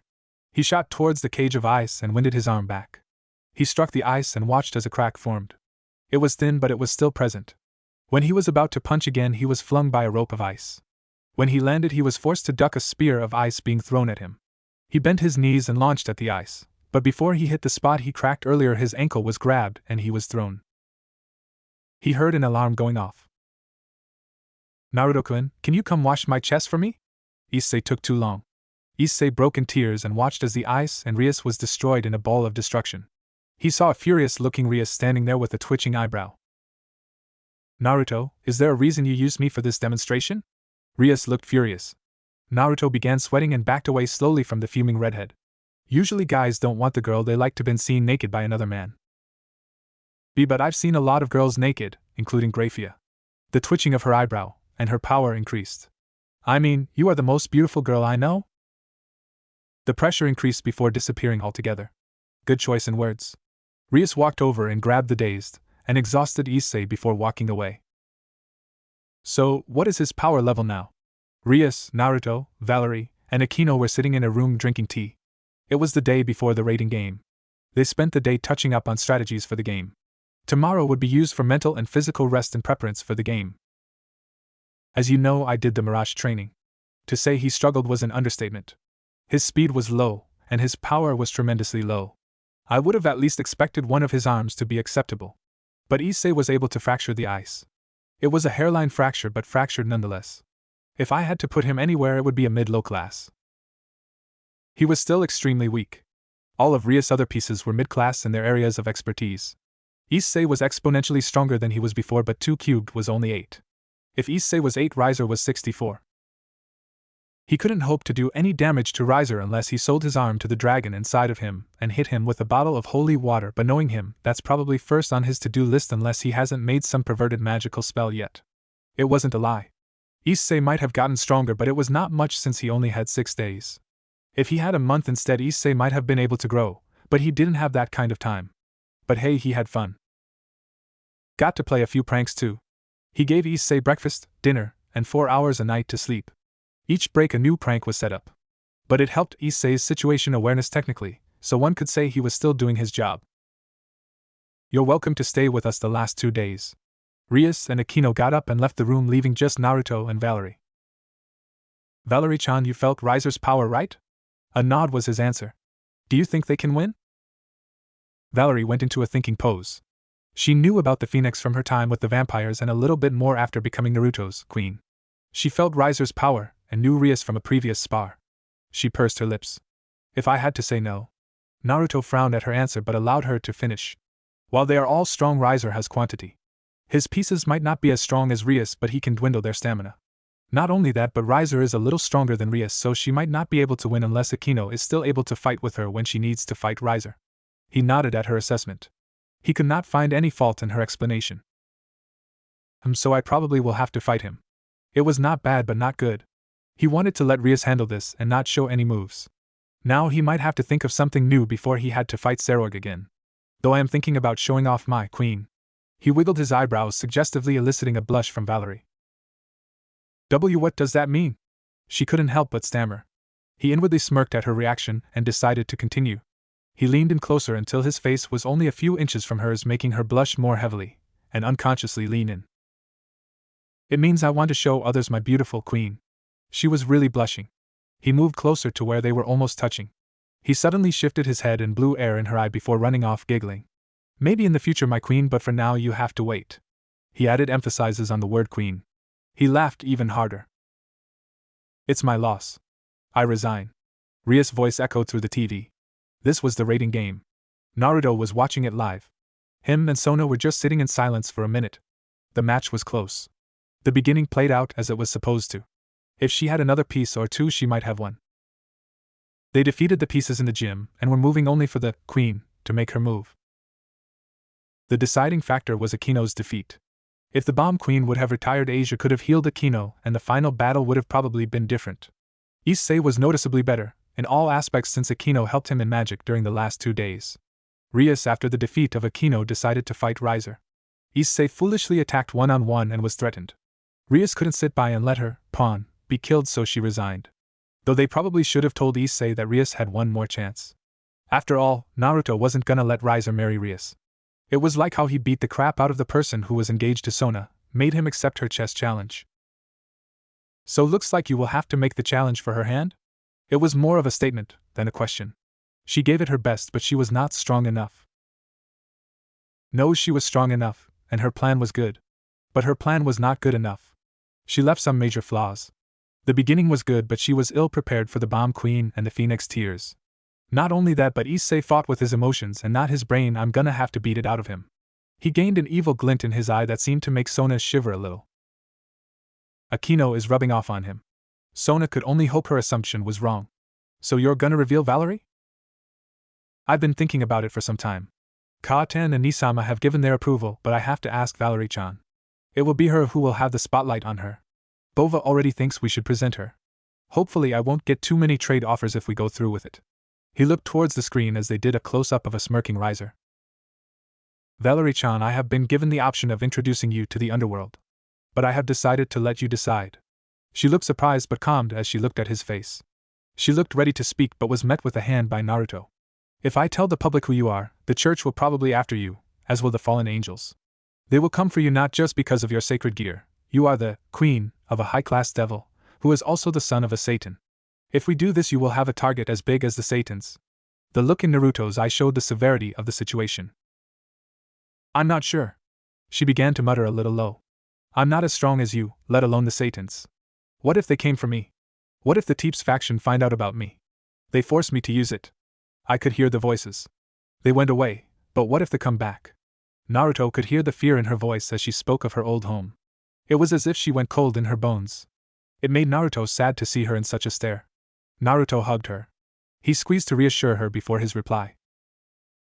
If they come for you, they'll have to go through me and Bova, and I know Gasper would give them hell to pay too. He spoke in a confident voice that made a warmth stir inside of her. As long as I'm around, no one will get you. If I get any trade proposals, I'll throw them away and won't give those old coots the satisfaction of me looking at them. He let her go and flashed her a smile. With me here, you'll never have to worry about anyone trying to harm you. He gave her a thumbs up and continued to smile. He was caught off guard when she hugged him but got over it quickly before hugging back. She pulled back and looked him in the eyes. I'll do it. He smiled back. It was a well-known fact that the son of Seraphal Leviathan, Naruto's Citri, was unofficially courting Rias Gremory. The only reason they weren't officially engaged was that Lord Gremory made the Phoenix marriage contract years before Aether's birth. If Lord Gremory knew Seraphal would have a child, he probably wouldn't have made the contract. He assumed that since the old Satan faction was still launching guerrilla attacks occasionally, she wouldn't have a child anytime soon. The death of Minato Namikaze was considered a stain in the history of the underworld. It was because of the attack that the birth of Milikas Gremory was left a secret until Graphia was back at 100% after birth. The only ones that knew if Graphia's pregnancy was the Gremorys, Citrus, and Satans. But Naruto's birth meant that the boy and the Gremory heir had a high chance of falling in love.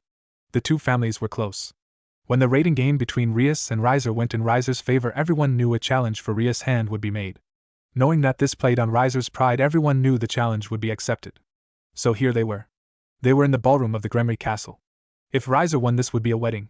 If Naruto won, this would be an engagement party. So right now the adults were putting in bets. The odds were in Riser's favor. Riser was seen as older and more experienced of he two. Even with the fact Naruto was the Leviathan's son, Riser was more experienced and had the Phoenix bloodline. The only thing the people knew was there was a challenge. No one knew whether it was a rating game or one-on-one battle. The people wanted a rating game because Naruto's queen was a mystery. But they knew it was most likely a one-on-one battle. They watched as Riser entered the ballroom with his queen behind him, in their usual outfits. On the other side, Naruto appeared with his queen in tow. They looked at her in awe. She looked around 19 or 20 and was very beautiful. Whilst Naruto was in his Sage of Six Paths kimono, his queen wore her Asuna outfit. In the middle, Surzex stood with Graphia behind him. When they made it to the middle, Surzex began his introduction. Welcome, devils of the underworld. Today is the day of the challenge between Naruto Citri and Riser Phoenix for the hand of Rias Gremory. We will now set the rules. With that, Surzex looked at the two boys glare at each other. The air around Naruto was cold, while the air around Riser was hot. Everyone felt no change with the temperature offsetting. The choices are a full rating game or a king versus king battle. Riser-kun, your choice? It does not matter. I will not lose, so it does not matter. He spoke with his nose up in a cocky tone. Lord and Lady Phoenix sighed. Naruto-kun? All eyes turned to Naruto. He looked unfazed by their curious faces. I don't have enough time for a rating game as I have school, plus I don't need Valerie-chan to fight Riser, so one-on-one. Surzex looked back to Riser, who had the power to overturn, seeing as he was defending in this challenge. He looked as if he was going to talk, so Surzex sat back. Scared to have your queen fight? The look Naruto and Surzex had told him the taunt would backfire. No, but why would I need an experienced Longinus user to take you down? Gasp could be heard around the room. Riser looked shocked. Surzex smirked as he looked at each face, while Seraphal growled at the greedy faces in the crowd. The attention was on Valerie, who looked nervous, understandably. Era, did I forget to introduce my cute queen? Allow me to introduce her then. Meet Valerie Teeps, damper and wielder of the Longinus Sephiroth Grawl. To say Naruto was amused was an understatement. If it wasn't for the fact he had to uphold his image, he would have laughed, and probably rolling in the ground trying to catch his breath. The faces of the older devils was funny. Rias, who was in the corner, really was laughing. She was with just Akino, as the newer members in the peerage was still recovering from the rating game, and Kiba and Kaneko were still injured. Surzex, wanting to get this over with, quickly confirmed all the rules and sent the two to the arena they would fight in. It would be a one-on-one fight with no items allowed. The two chose a basic rule set. The arena was simple. It was a giant valley, a waterfall in the background, with a little pond, and a couple of bushes. The two stood and waited. When the bell to begin rang, Naruto watched as Riser opened his mouth. Why not stop this fight, little Citri? You use ice, I use fire, that's my advantage, and with my phoenix blood you have no chance. Riser spoke while lighting his wings in a show of force. Naruto did not bat an eye and calmly released his pressure. You know you shouldn't get cocky during a fight. Besides, a giant pillar of water shot up, surprising Riser. If you didn't forget, us citrus prefer water. The pillar collapsed on Riser before freezing, leaving just his head out. Also, my ice is the ice of the Leviathan, so don't underestimate it. Riser seemed to be angered and his powers rose. The ice was melted and he landed on the ground. He sent a ball of fire only for the melted ice to rise as water and snuffed out the fireball. Riser ran forward with his fist on fire. As he swung, Naruto ducked and flipped around his fist. Naruto returned the fist, and when it hit Riser's shoulder, ice encased the spot that was hit. Riser let out a growl and blew the ice off. He charged at Naruto and hit him with a fist shrouded in flames. He continued his punches. He backed off for a minute, expecting a knocked out Naruto. When the smoke settled, there was no Naruto. All that was in his place was broken shards of ice. Riser, in a fit of rage, launched wave after wave of flames into the surrounding area. Come on out, Ice Boy. The longer you delay this, the more embarrassed you will be. At the end of his rant, he released his wings. He took to the air and looked around for his missing opponent. He began shooting random fireballs towards random bushes and rocks in the surrounding area. Riser growled in frustration and raised his power. Riser flew around the board until he was directly over the pond. Water shot out in tentacles attempting to grab the phoenix, who twisted in the air in order to dodge. He threw a ball of fire at the tentacle, causing it to disperse. When the water fell back into the pond, Riser felt something impact the back of his head, sending him to the ground. He seemed to have broken his legs and a few ribs, but they were back to normal in a few seconds. Riser got up and let out a frustrated growl. As he looked around, all he saw was a white blur, and his stomach was impaled with a spear of ice. Riser pulled it out and let his regeneration kick in. You should know by now that you can't harm a phoenix. He spoke angrily and his powers rose in a fit of irritation. Naruto suddenly appeared to his left, then another to his right. Riser launched balls of fire out, melting them both, showing they were ice. You see. You can't beat me, your ice is useless and my body regenerates. You can't win. More Narutos were popping up and Riser continued to melt them. When he saw one didn't melt, he let out a laugh. Finally giving up? Naruto settled for a glare. Riser didn't look fazed and continued talking. Give up now and I'll let you remain for the wedding. Naruto didn't answer, just raised his powers, cooling the air. Give up now and I'll let you remain with Rias, queen, but not until I'm done with her. Naruto's power rose even more, but he still did not move. The people at the party were wondering what his plan was. Riser's power started to rise even more. Give up now and I might let you watch on our honeymoon. Naruto still didn't respond. The air continued to grow colder. Riser was about to speak again, but his wings went out. He attempted to light them again, but they wouldn't. Riser glared at the smirking Naruto. What did you do? Naruto started to run forward. When he reached Riser, he cocked his fist back and coated it in water. As he ran, he spoke. Funny thing about fire. It runs on oxygen, so if the oxygen is frozen, the fire won't light. He brought the fist up and hit Riser, making it freeze on contact before pulling back the other and continuing pummeling Riser. This is for forcing Rias into marriage, this is for attempting to kill the pervert, this is for all you have said about my friends, and this is for being an asshole. Naruto continued, eventually deforming his face. He continued attacking at blinding speeds, causing damage as fast as he regenerated. Naruto brought both his hands up and formed a giant hammer made from ice. He brought it down on Riser's chest and the ice chip. The shards that chipped off started to spread over Riser, freezing him. Naruto walked back and watched as Riser couldn't get out because he couldn't light a fire. You're finished, that ice sucks your demonic power out, maybe next time you shouldn't underestimate someone with an elemental advantage or a son of a Satan. Naruto turned around as Grafia announced his victory. Naruto appeared in a room not too far from the ballroom. He walked the hallway that to the ballroom. When he arrived, the devils assembled clapped for him. Rias immediately started running towards him and Akino was walking behind her. When Rias was a few feet from him, he disappeared. Rias was confused until she heard the usual era from Akino. She turned and was met with the scene of Naruto on one knee in front of Akino, kissing her hand. She gained a tick mark. My sweet Akino, now you are free, we can finally do what was fated. He spoke dramatically as Akino placed her free hand on her cheek and started blushing. Those who knew the three the longest sweat dropped, with the collective thought. I thought he said he would stop flirting with Akino in front of Rias. They all inwardly shivered, remembering the damage the two caused. After 5 minutes of the girls arguing, Naruto accidentally got hit by a wayward spell, which led to Mama Leviathan coming out. The devilheads and heirs just sighed and left. It was always weird with the Gremries. It had been a few days after the Riser incident, and things were returning to normal. Rias had become a bit clingier towards Naruto, though he didn't notice. Akino did and pushed back, so to say. Somehow Naruto even managed to not notice that their love triangle somehow was made into a 7-act play by the school drama club, which apparently was in production since their second years. Sona nearly had to shut it down after a riot at the ticket sales.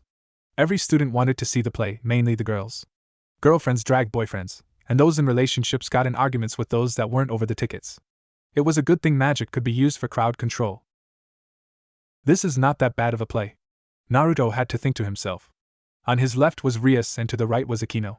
The play started off with their childhood with several dramatic moments, most were false. The story follows a handsome prince, aka Naruto, meeting 2 girls, a princess, Rias, and a maid, Akino, as the 3 grow older. When the story got to their teenage years, it created an evil tyrant, Sona, trying to prevent the union of any of the 3. Sona left the moment she found out she would be the antagonist of this story, much to the others' amusement. When the play ended, everyone stood up and clapped. Naruto was in the shower. He had about 2 hours before school started. He usually got up this early to shower, cook, then go for a short stroll, ending up in a cafe. He was so into his shower he didn't realize the door was open or that someone was moving towards the shower. The curtain was suddenly opened and Naruto turned towards the offender. His fright getting the better of him, the water from his shower was pushed up instead of down due to his magic. He was met with the crimson red hair of Rias. She jumped in and before he could say anything grabbed him from behind. "Rias, what are you doing?" Naruto asked a little hesitantly. "I'm just showering." She spoke in a matter-of-fact tone. Naruto deadpanned. "You were obviously waiting for me to shower. You were spying on me, weren't you?" Rias turned her head with a tint of red lacing her cheeks. "Who complains about having a beautiful girl in the shower with them?" Rias' voice had annoyance lacing it. Naruto said nothing as he continued to wash his body. When he moved to wash his back, he was surprised when he felt 2 fleshy orbs hit his back. Rias? Just let me wash your back." Naruto said nothing as he allowed Rias to clean off his back. "Thank you, Naruto-kun." He heard Rias speak in a voice barely above a whisper. "Thank you for what?" "You freed me. Even though I knew you could beat Riser, there was a part of me that still felt like it was hopeless." Naruto just sat in silence as he listened to Rias' fears. "But you reaffirmed my hopes and fulfilled my dreams." Naruto felt something on his cheek and knew it was Rias' lips. He turned his head and was met with a kiss on the lips. When Naruto turned around fully, he heard laughing. He turned to see a fully clothed Akino holding 2 pairs of clothing. Era, so bold, Rias. Naruto-sama, I never imagined you would finally take the initiative." The girl spoke in a tone mixed with jealousy and teasing. "Akino? She jumped in my bath, meaning she took the initiative." Naruto spoke with a calm tone, but on the inside was blushing up a storm. "Remember, you don't blush, you don't blush." "I see. Well, Naruto-sama, I'll collect Rias and go. Your clothes are laid out on your bed, already ironed, your breakfast is on the stove, and your lunch is on the 3rd shelf in the fridge." With that, Akino grabbed Rias and the 2 teleported out. "Did she just do all my chores before school?" Naruto mumbled to himself, a little annoyed he had nothing to do for an hour. About 5 minutes later, we see a refreshed Naruto heading to his kitchen to get his meal. He was going to eat very slowly. His whole morning routine was disrupted by Akino. He was thankful though. When he reached the kitchen, he was surprised to find Akino waiting for him. "Akino? I thought you left." Naruto was sweating a little. He didn't sense her at all. If she was trying to do harm to him, he would have been caught off guard. "What are you doing here?" Era, surprised Naruto-sama? "I came here to feed you, of course." She spoke as if it was the most obvious thing in the world. Naruto sat down at the table hesitantly, not believing that was her only reason for being in the house. Akino fed him the whole plate of breakfast before placing it in the sink. When Naruto moved to get up, he was surprised when she sat on his lap. "We still have over an hour until school. How about you let me show my thanks for freeing Rias, Naruto-sama?" Akino spoke in a sultry tone, sending shivers up Naruto's spine. Naruto responded by keeping himself calm as he spoke. "You don't need to call me Sama, you know? But you've earned the Sama. I'll be happy to call you that in another setting." Naruto could only sweat drop. "Besides, it's not as if this is the first time you saved me." Akino spoke in a whisper but didn't go on. The 2 stayed that way for a few minutes. It was after school in the student council room. Naruto, Sona, and Tsubaki were working on their respective duties and discussing matters concerning the underworld. The door opened and Saji came in with some paperwork. He paled when he saw Naruto and started shivering. Sona noticed and lifted an eyebrow. Saji, what's the matter? Sona, with her back to Naruto, missed the glint in his eyes as they bore into Saji's eyes. But it was seen by Tsubaki, who made a mental note of it. Nothing happened, Kaicho, Naruto mouthed to the nervous-looking Saji. Nothing, Kaicho. The glint in Naruto's eye seemed to get brighter before Saji excused himself. Naruto-sama, what was that? Tsubaki looked ever serious as she brought Sona's attention to the matter. Nothing, Naruto quickly replied while making himself as small as possible while darting his eyes on Sona and the wall. What are you talking about? Sona's confusion was understandable as she didn't notice the glint Naruto had in his eye when he saw Saji. Nothing, Sotan, let's go back to lunch. Naruto seemed panicked. Like he was keeping a dirty little secret, this made Sona even more interested. It wasn't every day Naruto tried to keep something from her. Kaicho. When Saji came in, Naruto and him seemed to have a silent conversation that made Saji get scared and nervous. Tsubaki calmly explained while Naruto started sweating. Sona raised an eyebrow and looked at Naruto expectantly. As with anyone with an Enkon mindset, he broke and breathed in. Saji may or may not have seen me introduce myself to Issei. The girls looked confused. Most people could deal with seeing the prank. It was usually those that went through it that became scared of Naruto, well, except Akino. That's not all of it, is it? Tsubaki spoke in a knowing tone, causing Naruto to glare at her. I may or may not have also threatened to reintroduce myself to Saji if he did a certain thing. Naruto spoke in a proud tone that was still fearful underneath. What was this certain thing you threatened him about? Sona asked, her curiosity still piqued. Naruto bored into her eyes for a minute but didn't speak. Tsubaki knew what he meant now. His face suddenly changed to a childish look. I can't tell you, Sotan. He sent her a wink before picking up his bag, signaling he was done with his homework. Naruto, what are you threatening Saji about? Sona was a little angry. She hated when Serafal and Naruto did that. They would pique her curiosity and then deny her the knowledge she yearned for. She pressed him by glaring. She repeated the question, causing Naruto to start sweating. As she moved closer to him, he looked around and brought up a teleportation circle for himself. Sorry, Sotan, but I can't tell you. He smirked smugly. Naruto, tell me, why are you threatening Saji? She really was getting angry. If you don't tell me, I'll take you to the doctor if you deny me the information I seek. She spoke menacingly and got closer to the still sweating Naruto. No! Naruto had a look of absolute horror. I'll just have to get away for a few days. His words were lost to her, as she thought he was bluffing. He wouldn't miss school, right? Going peerage hunting by. Just like that, he was gone. It was a few silent moments later Sona remembered her, and Naruto had a group project due the next day, and he had half of it. Naruto. Time skip next day. Naruto took a few hours to escape Sona. It was surprising how much stronger she was when it came to school. She flew/ran faster than him. When she finally caught him, he tried to fight his way out but was denied, when she created a semi-tsunami with magic. She overpowered him, and he raised the white flag. When Sona received his half of the project, she left. He and Valerie left soon after. It led them to their current situation. Valerie-chan, hurry up, we're almost there. Naruto spoke in a whiny voice. The two were headed to a Japanese house in the suburbs of Tokyo. Meanies, I told them I just wanted to get through. Naruto muttered. Naruto, where are we going? Valerie asked. She was in the dark. Naruto suddenly grabbed her and said they were going on a trip for a few days. She still didn't know where they were going. Well, we're going to visit him. Recognition shone through her eyes. She remembered him, but she didn't know they were going to get him. Him as in your bishop?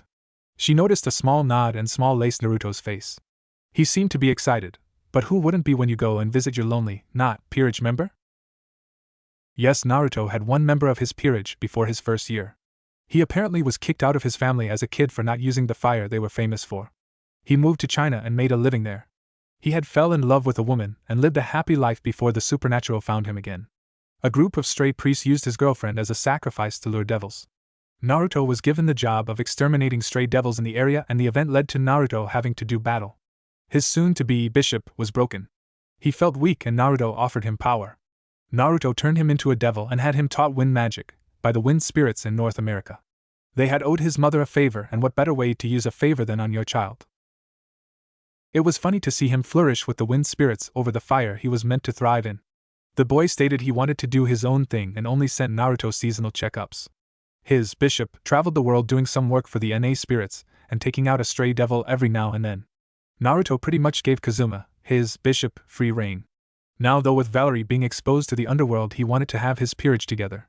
After all, the first night he received 665 trade requests. Having a Longinus user, he was bound to be hounded with trade requests. But add the fact she was a stunning beauty, he wished people would understand that he didn't want anything in exchange for her. The house they were heading to was in the middle of a compound. It was the Kunnagi complex. Behind the two were several bodies laying on the ground, black and blue. Before they could get to the house they were looking for, a group of people with their target was standing in front of the house. A few minutes ago, Kazuma Yagami was bored. He was stuck listening to this boring meeting about some plan to exorcise a building that was overrun with a few hundred evil spirits. But he smirked. These weaklings are paying me, so I might as well enjoy this. He made a funnel of wind and sent it behind everyone and into Ayano's hair. As he reveled in her annoyance, a boom in the distance caught everyone's attention. Knock knock, Yugo-sama, we are under attack. A guard came in looking almost fearful. The sound of girlish screams came closer. The news that the compound was mixed with gasp and Ayano's power flaring. Suddenly a body flew through the door and hit the wall a few millimeters to Kazuma's left. He just ignored the pathetic form of the guard and picked up his tea and took a sip. Who dares attack the Kunnagi family? The hellish screams of the Kunnagi heir was heard throughout the room. Yugo calmly sipped his tea and looked at Kazuma, who had a twitching eyebrow despite his attempts to hide it behind his teacup. Kazuma-kun, do you know anything about our attacker? Kazuma remained silent as all eyes turned to him. He opened his mouth to speak only to be cut off by a voice coming from outside. Valerie-chan, hurry up, we're almost there, a whiny voice called from outside. The twitching of his eyebrow increased. The others looked on expectantly as they saw annoyance and embarrassment flash through his eyes. Naruto, where are we going? This time a feminine voice called back, and the others watched as Kazuma sighed in relief of something. With Valerie with him, he's less likely to go crazy. Kazuma could only hope Valerie could hold Naruto back some. Well, we're going to visit him. Kazuma sighed again before walking over to the down door and looking through it to see his king and queen looking towards his direction, and he could feel the heated gaze of his former family members behind him. What are you doing here? Kazuma had an annoyed voice that barely managed to hide the nervousness in his voice. After all, Naruto would probably blow the whole compound up if he didn't play this carefully. That or start trying to embarrass him. He didn't know why Naruto was so moody when it came to him. All he knew was it came from some Greek goddess. So mean after not seeing each other in so long. It makes me want to freeze this compound over. Naruto spoke with an uncharacteristically dark voice. It made the others in the compound freeze in place. I'm afraid you ain't gonna be able to do that. I'm currently contracted by this family. Kazuma spoke in his usual arrogant tone. Wait, did you say contracted? Kazuma nodded to the question. Kazuma Yagami, this is your family, you shouldn't be charging them for anything. Naruto spoke like a mother chiding their 5-year-old. Now return the money like a good person. Naruto crossed his arms and glared a little at Kazuma as they continued their staring contest. Naruto let out a frustrated huff and turned towards Valerie, who had her head tilted with a smile on her face. So money hungry. And I don't even know why my family is super rich, Naruto mumbled to himself, but was loud enough for the Kunnagis to hear. Now what are you doing here? Kazuma asked in a more demanding tone, cutting off Naruto's rant, before smirking and pointing at the downed Kunnagi guards. And what happened with them? He asked in a more amused tone. I told them I wanted to get through and they aimed their weapons at me. Naruto spoke in an exasperated tone, waving his arms in the air for dramatic effect. It was almost like they think I'm a villain. He pouted and crossed his arms. All you had to do was tell them your reasons for being here. Kazuma deadpanned. I want you to come to Ko when you're done, please? He noticed Kazuma didn't look as if he wanted to come. Pretty please? Kazuma still didn't budge. Sai, I'll pay you for your services. Kazuma looked thoughtful but nodded. Naruto was about to go to him, but he had to jump out of the way of a flaming sword. That wasn't nice. How dare you attack the Kunnagi? The girl didn't stop and charged with the sword in hand towards Naruto. All the men surrounding who knew who Naruto moved to stop her but were too slow to stop her charge. Take this. As she got closer, everyone was shocked Naruto didn't move. If anything, he looked jubilant. When the sword connected with him, the fire and blade all froze as it hit his body. He froze, and Raiho was the collective thought of the Kunnagi family. Ayano, stand down. It is not nice to attack guests. The now named Ayano looked at the man confused and slightly angered. The man looked back towards a smiling Naruto. What does the son of the current Leviathan want with my dearest nephew? Time skip 2 days later. That was nice, any Valerie-chan? Naruto looked at his traveling companion with a smile. Yes, Naruto-kun, they were nice, though Ayano-san was a little strange. The girl spoke the last part with a small sweat drop. After they were settled in, she and Naruto somewhat hit it off. It's a shame she didn't want to become a member of your peerage. He sparred with her during the mornings and then had eating contests with him, but she claimed she had no interest in reincarnating as his pawn. Are we headed back to Kuo? No, we're going to Europe. He noticed her stiffen a little. It's just to collect the last of my peerage. We have to stop by southern Italy. That did little to help her relax. If you want, you can head home with Gasper-kun. I'm sure he wants to see you after these last couple of days. He saw her relax a little and smile at him. Thank you, Naruto-kun, I'll see you back in Kuo. She gave him a kiss on the cheek, eliciting a small blush from the ice user. She giggled a little at his reaction. Be safe. With that, she stepped back and teleported out, leaving a shocked Naruto. Did I just blush, damn it? Naruto threw a mental tantrum and let his power seep off of him in droves as he mentally berated himself. I don't blush, Asia blushes, not me. After taking a few minutes to calm himself, he left a scared city in Japan. Naruto was funny when it came to his peerage. Valerie was his first member, and Bova his last. Between the two, he had 3 other peerage members. He gained Kazuma right after Valerie, and the others in the subsequent months. He gained all his peerage members from the day before he went to school to the end of his 2nd year. The only thing was he gave them nearly complete autonomy. All they had to do was give him a little update, contract numbers, and kill a few strays here and there. They might have been strong by now, Naruto didn't know. The only thing he knew was they had 0 team training. Normally that wouldn't be that important, but the young devils meeting was coming up. He only needed them for a few weeks. They would be there for the meeting and then training for his first raiding game. He made his way through the country known as Italy. He sent a message to the church letting them know his entry, as to not cause any incident. He really was not in the mood for fights, they get annoying sometimes. He made his way in from Sicily, as all of Italy had a barrier over it preventing teleportation by those below Satan's seraph god level. The barrier was able to be tweaked to allow others in.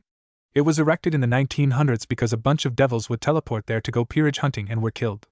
The barrier apparently had the approval of Azazel and the Satans. He was about halfway to his destination after an hour of flying. His destination was a suburb of Naples. As he settled on the ground next to a trail in the countryside, he decided to take a little break. He had a little more than an hour of flying left, and he was hungry. He had seen a trattoria a little ways up the road. Naruto made it to restaurant, and ordered some bread for a snack. As he got done, he took the wrap to the trash and walked a little to a clearing. You can come out now, Naruto spoke in a calm voice. A girl who looked a few years younger than him, with white hair, came from the trees surrounding him. She pulled out a sword and charged at him. By order of my mistress, you are to die. The girl slashed at Naruto and hit a wall of ice. The sword was surrounded in the ice. And the dialogue is still in Russian. Naruto smirked. He could understand every language, so he knew what the girl was saying even if it was in Russian. But Naruto was shocked when he saw the sword eating the magic that was in the ice. He looked on as the girl's sword seemed to release an expanding magical aura. Wait a minute, magic eating sword, white hair, short girl, not too short though. You're the man-eater, aren't you? The girl never responded, she just started running back to Naruto. As she slashed her sword, he flipped backwards, dodging a few strikes as he did. When he landed, he opened his hand and let a bird of ice fly out and towards his opponent. It caught the girl off guard and the bird struck, pushing the girl back. I still don't have that under control. It might not work next time. Why would I be on your mistress' hit list? The girl got up and pointed her sword towards him. The reasons of clientele is not disclosed. Naruto nodded, figuring out she was a mercenary. Naruto saw his magic get pulled out in a small stream towards the girl's ever-expanding magical aura, through her sword. Naruto started panting a little. I have to finish this quickly. Naruto built a sword out of ice in his hand while willing chains with the other. He ran towards the girl, who started running forward as well. She cocked her sword back as she came within 10 feet. She thrust her sword forward to hit him, only for Naruto to turn into ice and her sword eat off the magic. Suddenly ice rose from around her and trapped her in a box. The magic sword she had could not suck in the magic. If anything, her magic was getting sucked into the ice. She heard a voice echoing everywhere in her head. If you want your brother back, she looked around only to hear it again. Your brother, she broke down, and her magic fluctuated greatly. Arrgggh. She struck the ice over and over only for it to get thicker and stronger. She then blacked out. The ice fell and Naruto suddenly walked out panting. Dynamic still takes a lot of energy, I just hope I can finish before I fight you. Naruto looked towards his would-be assassin and the sword next to her. She was undoubtedly human. He went to her and felt her power. It was on par with Akino's, but he could tell her morales were a little off. He suddenly felt the intrusion. In her brain he felt the distortion, which was a sign of an illusion. He touched her head and released a pulse of magic, effectively breaking the illusion. The girl shot up and looked around. She looked towards Naruto before suddenly breaking down. What's wrong? Naruto's voice was filled with compassion and genuine worry. The girl looked at him still crying before bowing down with her head on the ground. Forgive me, forgive me, forgive me, the girl continued her begging until Naruto pulled her up. What are you begging for? I tried to kill you. You won, so kill me already. The girl had a face that was mixed with both guilt, sorrow, and anger. No, his response shocked the girl. That's taking the easy way out. You wish to pay for your crimes, I see it in your face. So repent, but don't give up. Naruto looked as if he could see into her soul while staring into her eyes. Neither moved until she fell again crying. I don't deserve to repent. I've ruined people's lives for something that wasn't even real. I never had a brother. How was I supposed to know it was all a trick? The girl had snot coming from her nose as she looked almost desperate. I don't even know how to repent. How do I do it? First is to stop crying. I know you are upset and sad. But you crying is not going to change anything. The girl shook her head. Naruto got on a knee and placed a hand on her shoulder. Besides, you are too pretty to cry. The girl looked up with a shocked and awful expression on her face. Naruto just smiled warmly. I see, then let me serve you until I can forgive myself. The girl's words shocked Naruto before he smiled and nodded.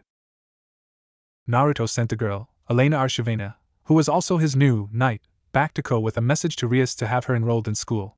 He also sent a message to his mother, since he just had an assassin sent after him. He had took off immediately after he left the message since he had one more stop, and he took a few days off of work. He made it to the countryside near Naples. In the middle there was a few large mansions and other buildings. He headed for one of the bigger ones while dodging bullets and other attacks.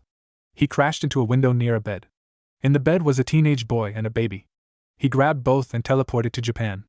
I am so glad I can teleport out of Italy. They can be a little assholish with the way they treat me. When the light around him died down, he was in his room, and he set the boy down on his baby had disappeared though. When Naruto turned to look for him, he was pushed back with a kick to the face. Chaosu. The baby spoke as he sat on Naruto's head. Hello, reborn, how's Tsuna been? Naruto asked as he looked at the baby. He was doing fine. But I guess he still needs training if you were able to kidnap him that easily. The baby was a little sadistic, that was a fact. Not on Akino's level, but still a little sadistic. Yep, Naruto's rook was Tsunayoshi Sawada of the Vangala Decimo. The Vangala was a mafia family filled with mages. They were one of the first to utilize mages and soon grew to be the biggest. They were said to be rivals to Magician's Council. The two were like the US and China, they would work together but were far from friends. Naruto had a deal with the Vangala stating he could not directly meddle in their affairs when Tsuna becomes boss. He was not even supposed to step in any Vangala bases, but they were a little loose on punishing him encroaching on their territory. I only need him for a few weeks. We might have a raiding game coming up and I need all my pieces. Reborn nodded. The agreement stated if Naruto needed Tsuna he could, but Tsuna had to be returned within 3 months, and the Vangala hospital is the only one he can go to for major surgeries. Dame Tsuna, wake up. Naruto had to wince. He knew the woes of having a sadistic trainer. He still had the scars from when his mother taught him how to make magically draining ice. Oh, Naruto. The soon-to-be Vangala boss looked around at the new room before seeing his king. Reborn suddenly kicked Tsuna. Naruto had to sigh. Boom. Naruto looked out over to the window and despite seeing nothing could feel the power coming from the school. He looked back towards Tsuna before nodding and sending out a pulse of magic. The boys and baby were teleported to the school. After arriving to the school, Naruto was met with the panting form of Sona. She looked at him and shook her head. Pant, Naruto, go away, Kokubio wants to kill us, not even you can beat him. Sona spoke harshly whilst putting in magic for the barrier. You want me to just leave you and Rias here? No way. Naruto stared at her in disbelief. If we die, you and Milikas can take over the families, but if you die, the house of Citri will be left without an heir. Sona stared at him with a glare. This is not about the family. This is about you telling E to abandon my friends. Listen to me. I am your aunt and I told you to leave, you don't need to die too. Naruto was wide-eyed at the end of her rant. She was just trying to keep him safe. He suddenly jumped down to the ground before looking up with a smirk. Don't worry Sotan, I won't die before we open up that raiding games school. Believe it! And with that he took off with his peerage behind him. He never noticed a tear rolling down Sona's cheek. Imagine what your death would mean to Weni-sama, you are worth more than you know. She pushed her glasses up in a move to block her wiping her tears. We need to strengthen the barrier now. And with that her peerage went to work on the barrier. Then I will tell you. In the war between the three sides, not only the Yandaimao but also God died. When Naruto arrived, that was what was coming from the cadre's mouth. The whole battlefield was quiet. There was no sound for a moment. Lies, it's a lie, a woman with blue hair spoke with disbelief evident in her eyes. Kokubio began to laugh. Naruto shook off his shock before creating a bow and arrow made of ice. He aimed for Kokubio's forehead between the eyes and shot. It came close, but at the last moment Kokubio sent out his magic, breaking it. Kokubio turned towards Naruto before smirking. Now I get the son of Leviathan already, maybe it is my lucky day. I will start a war with you as my first casualty. Or maybe I should keep you alive to kill before your mother? Kokubio seemed to ask himself the last part, but the whole comment made Naruto's body shake. No one here will be killed, but you. Naruto spoke in a hushed voice, as he looked around the school at the ORC members. Kokubio began to laugh at Naruto's comment. You can't touch me, maybe I'll go at your mother in front of you before killing you. That comment made Naruto shake before his magic fluctuated. Naruto suddenly released a large amount of magic at once before framing it into a giant block of ice. Kokubio's magic was being sucked off of him at a fast rate. Naruto then charged him and began to smack around the cadre with his superior physical abilities. He sent a right hook followed by a left undercut before using both hands to smack Kokubio to the ground. Naruto looked back as he felt the rising of magical power. He was met with Suna standing with his arms spread out, and a lot of fire coming from behind him. To his left he saw Kazuma probably planning to use his wind to propagate the flames. And below Kazuma as Bova. The three all looked to be waiting for the best moment to strike.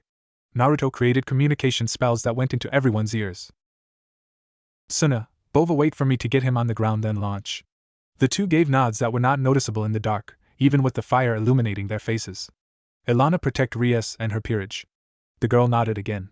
Kokubio flew up and grabbed Naruto before throwing him into a tree, before launching a light spear at him. Naruto dodged before flipping to the ground. He ran forward while making a few ants out of ice. They burrowed their way into the ground and disappeared from Naruto's view. He ignored the fatigue of using incomplete moves in favor of jumping towards the sky. He brought out his wings and tried to use his favorable maneuverability to get behind Kokubio. The cadre moved swiftly to avoid a punch Naruto sent, giving him the opening to move around. You know, even a heavily outmatched opponent can win with good planning. Naruto pulled on Kokubio's wings and threw him down by the wings. When he hit the ground, he attempted to stand only for the land he was on to collapse. He was about to move to get out, but the temperature went up drastically. He looked to his left and was hit by a giant stream of fire. Is it over? Naruto asked in between pants. I think it might be. He was swallowed by the flames. Even he should have trouble coming out unscathed. Their moment of rest was interrupted as laughter echoed through the schoolyard. Naruto immediately flew up to face the threat that was thought to have been injured. As the cadre got up, Naruto flew down towards him. Naruto, though, was forced to stop and cut left to dodge some of Kokubio's feathers that were launched towards the boy, before Naruto felt a sharp pain in his legs. He looked down and saw two light spears that stuck out of his legs. He could hear the ORC gasp behind him at the sight. As Naruto got up, he noticed the ice around them melt. He was forced to look at Kokubio raising his hand and building a light spear. The spear grew larger and larger. I am done with you. I'll just tell your mother the way you died like a dog. Naruto saw a blur descend from the skies. Vanishing dragon, he heard Kokubio speak, but afterwards he passed out due to the effects of the light. Naruto awoke 2 days later in his room. He was met with a mop of blonde hair. He shot up and took in his surroundings and noticed it was his room, and the person slowly waking up next to him was Valerie. Valerie-chan? What's going on? He was a little dazed, but he thought he saw tears in her eyes. But his thoughts were interrupted as she clung to him. Naruto-kun. He shook off any remaining daze he had. He nodded and leaned into the embrace. Everyone was worried about you. You've been out a couple days. That felt like a punch to the gut for Naruto. 2 days for a little light? 2 days from only 2 hits? Naruto was already planning a 10-hour training plan for the weekend.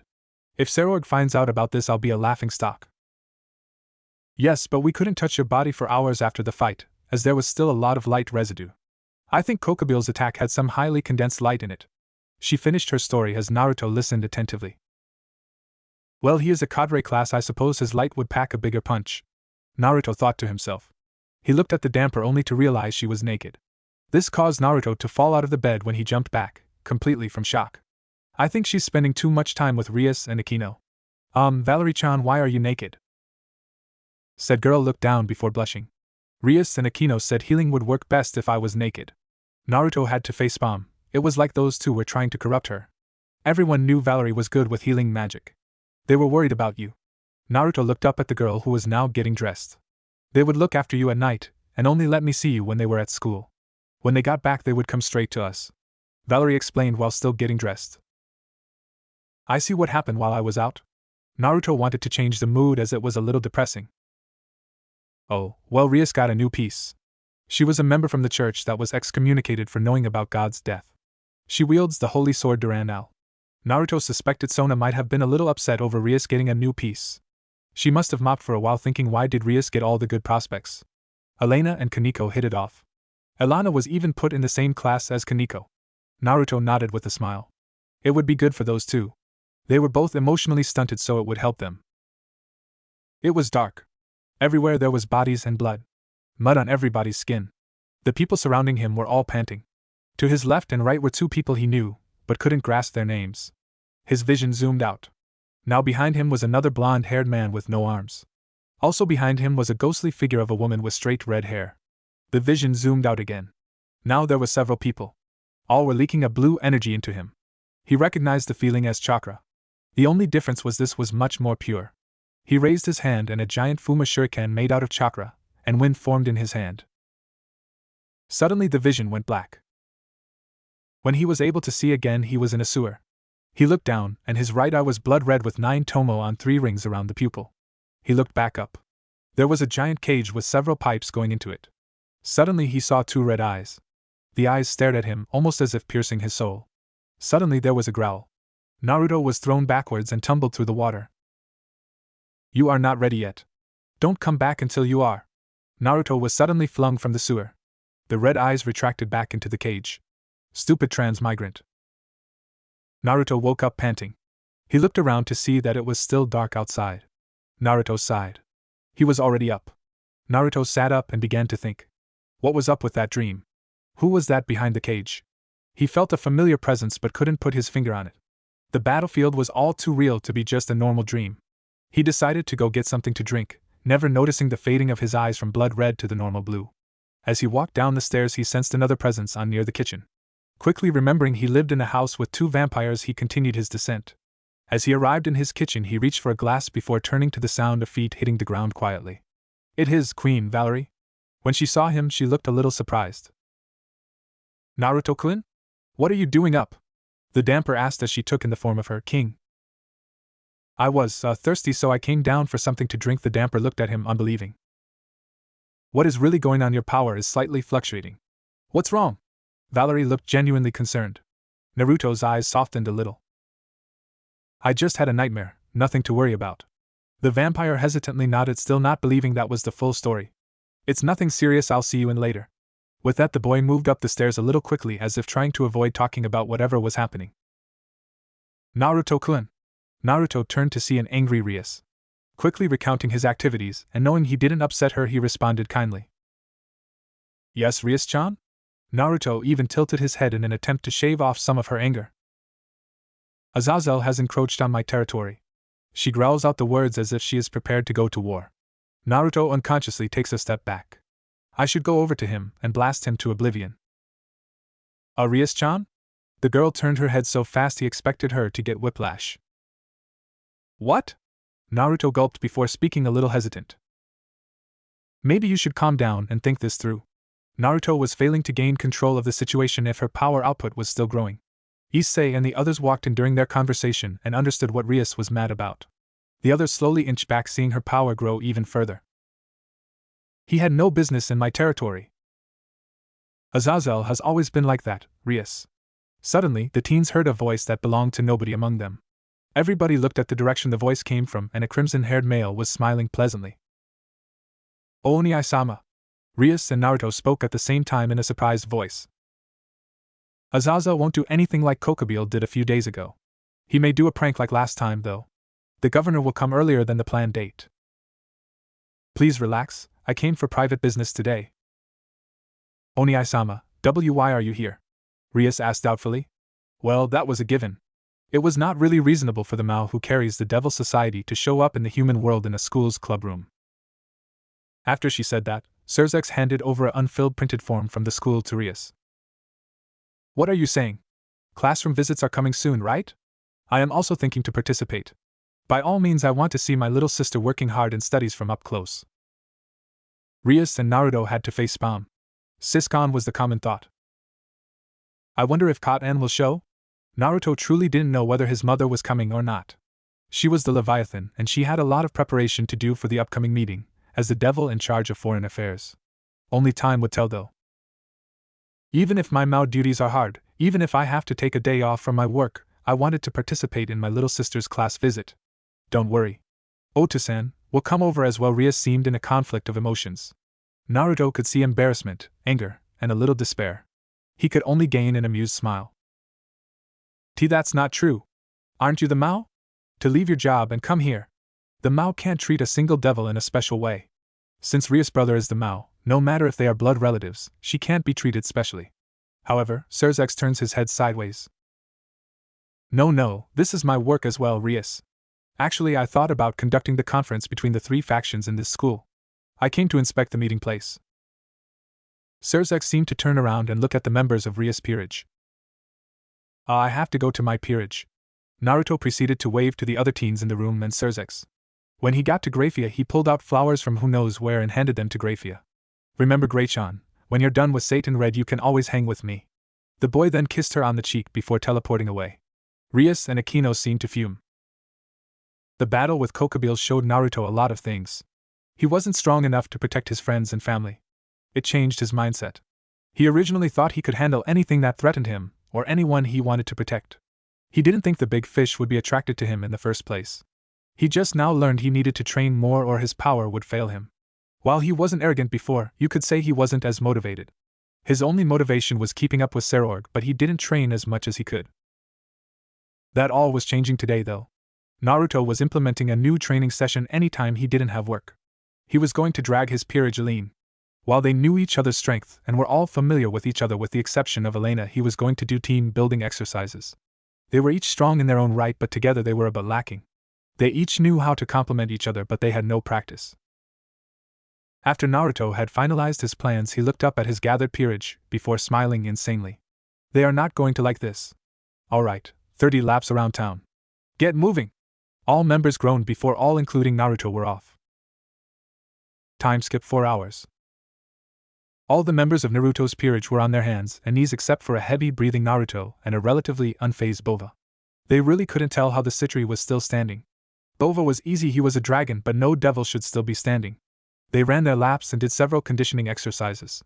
They were out of it, and he looked like he could go in a few minutes. When Naruto caught his breath, he flashed his peerage a smile. I want to spar you guys throughout the week. All members paled immediately. They knew their king was not one to be trifled with unless you were ultimate class or above. I think it is necessary for our growth that both yourself and the rest of the peerage know your limits, so let's see. Naruto looked over each peerage member who shifted uncomfortably under his gaze. He looked toward Elena. How are you adjusting to student life? While he knew she could understand any language as a devil, he preferred talking to her in her native language. It has been difficult, but I have started to get used to it, came the slightly embarrassed reply. Naruto nodded curtly before moving on.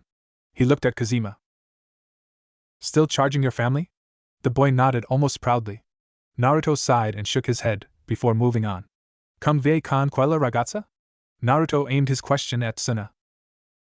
The boy looked confused. Why was he speaking to him in Italian? I don't speak Italian. The boy smiled a little sheepishly. Dame Tsuna said, boy deflated at his king's comment. I've decided, come at me Tsukuen. Tsuna boy panicked and went red from embarrassment. After watching the boy pop his pills, Naruto charged. Tsuna backed up slightly and tried to deflect the hit but still took on a lot of damage due to the power behind it. The two boys got into a fist fight with neither giving up ground until Tsuna ducked under a punch and sent Naruto back with an elbow to the stomach. The boy used the moment to his advantage and charged his ex-burner. Raisin Shuriken. Naruto had an image of himself throwing a giant wind shuriken at an orange-haired person. He instinctively put his hand up and felt a familiar feeling swirl and some water collecting around it. However, right when it looked like everything would come together, it exploded, knocking Naruto back and disrupting Tsuna. Naruto! His peerage all ran around him as he dusted himself off. Are you okay? What was that? Valerie immediately went to healing his injuries that came from the explosion. Whatever that move was, it packed a punch. I don't know what that was, it just happened. I think that will be all for today. You guys really look out of it. Starting tomorrow we'll continue conditioning, and then some drills to help us get used to fighting as a group. He looked to Kazuma. If you miss out, I'll double your regiment. With that, Naruto seemingly disappeared into the night before anyone could say anything. When Naruto returned to his house, he went straight to the bathroom. He began running cold water and splashed some in his face. I'm gonna be the Hokage one day, believe it. If you ever touch my sensei again, I'll kill you. Visions, voices seemed to flood Naruto's mind. He wasn't dreaming yet, he could see it clearly. It was almost as if he was really there. Ero-senin. Tsunade-ba-chan. Kakashi-sensei. Sakura-chan. Naruto could see fuzzy images of faces and hear the names. He shook his head and slapped his face. He turned around to walk out of the bathroom. When he opened the door, he was in a valley. The valley had two giant stone statues facing each other, making a symbol with their hands. He saw two more figures on top of the statues. They suddenly jumped towards each other. Naruto. Sasuke. The two met in the middle before there was a blast that knocked Naruto backwards. When he opened his eyes again, and he was back in the sewer. This time, though, there was no eyes. He walked up to the bars and reached to touch them. When he did, his hand was grabbed, and he was thrown. When he looked at the source of the hand, he was met with the blonde hair of a figure he knew as his deceased father. Tusan? Naruto was unsure as to what he was experiencing. The older blonde flashed a smile but did not respond. Where are we? Why are we here? I thought you were dead. How are you here? Naruto asked questions so rapidly he didn't give Minato a chance to respond. Instead of responding, though, Minato began to fade away. Before he faded completely, though, Naruto heard a whisper of the voice he only ever heard through video and on TV. Speak with Kushi-chan, she has all the answers. After the Minato faded into nothingness and Naruto was kicked out of the sewer. He opened his eyes again and he was back in his hallway. Naruto wiped a bead of sweat off of his forehead and walked towards his room. As he walked past the window, the sun seemingly got brighter and focused on him. He paid it no mind and continued towards his room. It had been 2 days since Naruto had first started seeing the visions from the past. He at first wanted to deem them as unimportant, but they became more and more frequent. He went from a few visions the first day to a few every hour. He had already cleared his upcoming off day for a brief trip to the underworld. It was getting too frequent to dodge the issue any longer. Naruto used the teleportation circle in his basement to get to the Citri Castle. He greeted all the maids he passed on his way to Kushina's quarters. He knew his grandparents were out on official Citri business. As he walked towards the housing for the maids, he took note of the oriental theme that got heavier the closer to Kushina's door he got. Once there, he knocked on the door. Come in. He heard the voice of his father's mistress. Excuse me? He walked in and almost immediately she stood on her feet. Oba-san. He nodded curtly to his bowing aunt figure. I have been having visions. She seemed to beam a little when he said that. I don't remember anything in the visions happening for real, but they felt real. I then think I saw he trailed off a little. Who did you see? She seemed to have an almost hopeful look on her face. It was my father. He appeared and said you had the answers. He looked at her expectantly, whereas she looked thoughtful. I see. Well, I can give you the answers. He looked bright as he stared at her. Just not all at once. He deflated a little. Huh? What do you mean not all at once? He was a little upset being left out of the loop. She looked unfazed by his comments. You were never allowed to learn all at once, not even the first time around.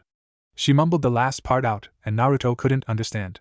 She looked him in the eye and spoke proudly. You are the descendant and reincarnation of the very first hero, Naruto Uzumaki. Naruto walked slowly towards the school, deep in thought. He was still in shock a little from his conversation with Kushina. It was not every day you learn of a forgotten hero. Naruto Uzumaki was a name known across all pantheons but only by the highest gods, as a way to ensure his power never be recreated in a human. Apparently, in the early stages of the world, the Oriental gods had their own continent that was about the size of China. It was inhabited by their subjects. All the life on this continent was mainly supported by a tree blessed by all the gods and goddesses of the pantheon. It was a fascinating tale. By the time Naruto came along, the power of the tree had its power distributed to the population and was long forgotten. Naruto grew into a strong warrior despite his inhibitions throughout his childhood. He was on par with gods and was favored by several primordials, including Gia from Greece.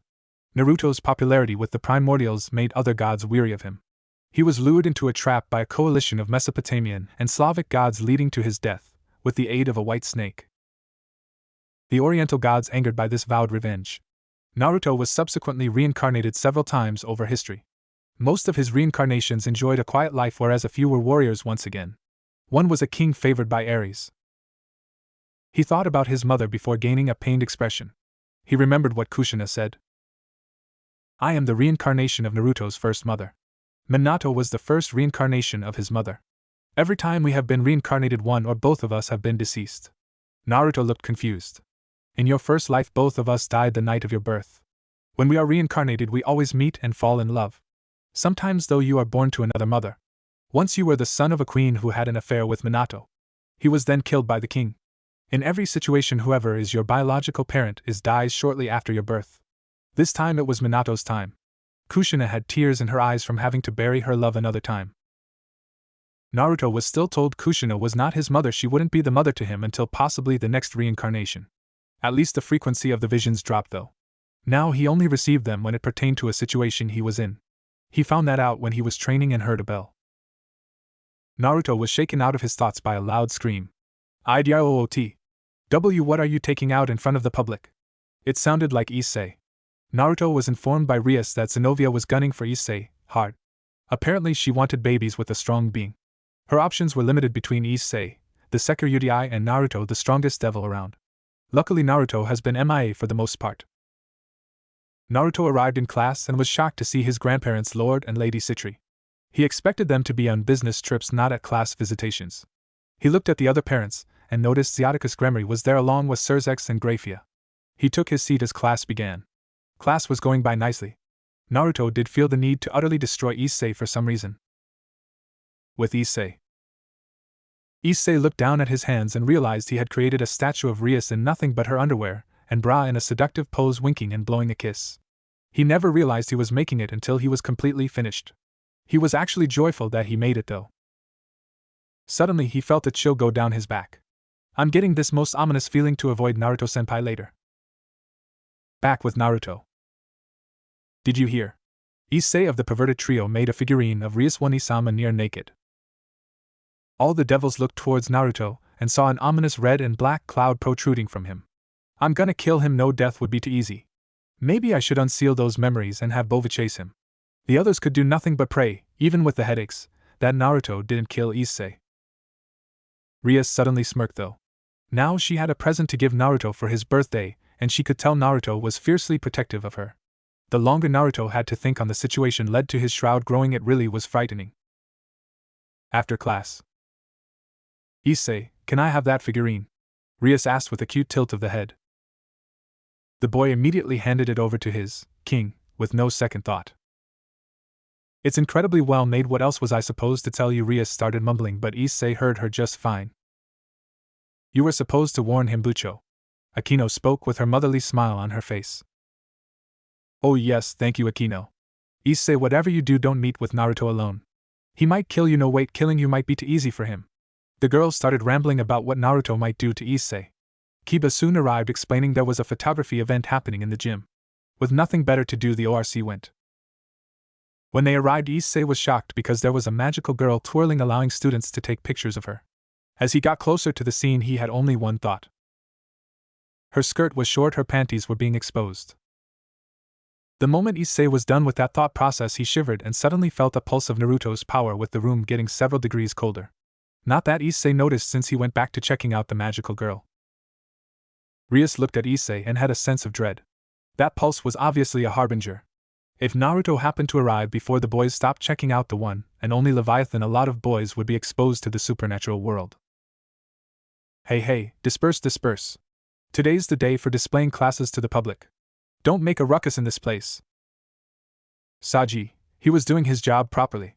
That big of a crowd was disappearing like spiders, children dispersing.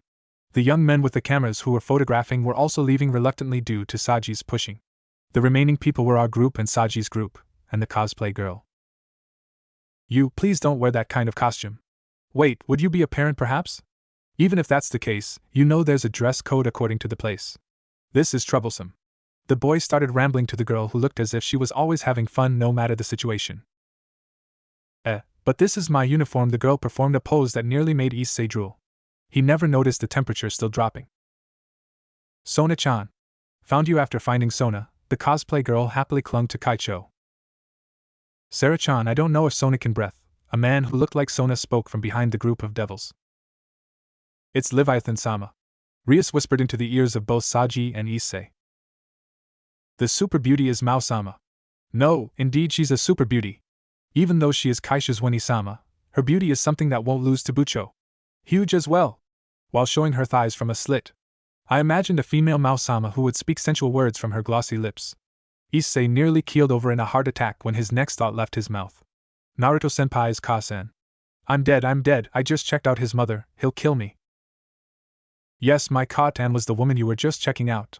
Issei heard a whisper voice in his ear. He looked to the left, and he saw a mini Naruto on his shoulder. I'm going to kill you for this. But first I'll torture you slowly. I do have several ice picks. Issei couldn't help but have a mini heart attack at the thought of Naruto's wrath. Sona-chan, what's wrong? Your face is completely red, you know? Since it's the long-awaited reunion with your Wani-sama, I think it would be better if you were a bit more happy. Wani-sama. Sotan.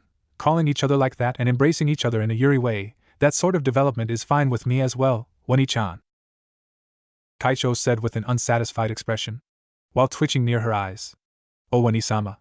This is my school and I am entrusted with the job of the student council president here. No matter how close relatives we are, your behavior is too much. I can't approve of that sort of outfit. No way, Sona-chan. If I am told that by Sona-chan, your Wani-chan will be sad. Sona-chan doesn't know that her Wani-chan is admired as the magical girl. Since with the glittering stick, I erase angels and fallen angels. Sona looked around until she was face to face with Tsubaki. Go and find Naruto, now. Her voice was a harsh whisper, and Rias was sure everyone in the room heard it, but Seraph stayed focused on Sona. With Naruto. Naruto-sama, Kaicho requests your presence. Naruto looked at Tsubaki before bending down to get his drink from the vending machine. Does this have something to do with Ka-tan? When I felt her enter the school grounds, I knew Sotan would have to talk to her about her eccentrics. It's always funny when those two meet. Don't you agree? Tsubaki looked at Naruto a bit warily and nodded. He seemed calm, too calm. Aren't you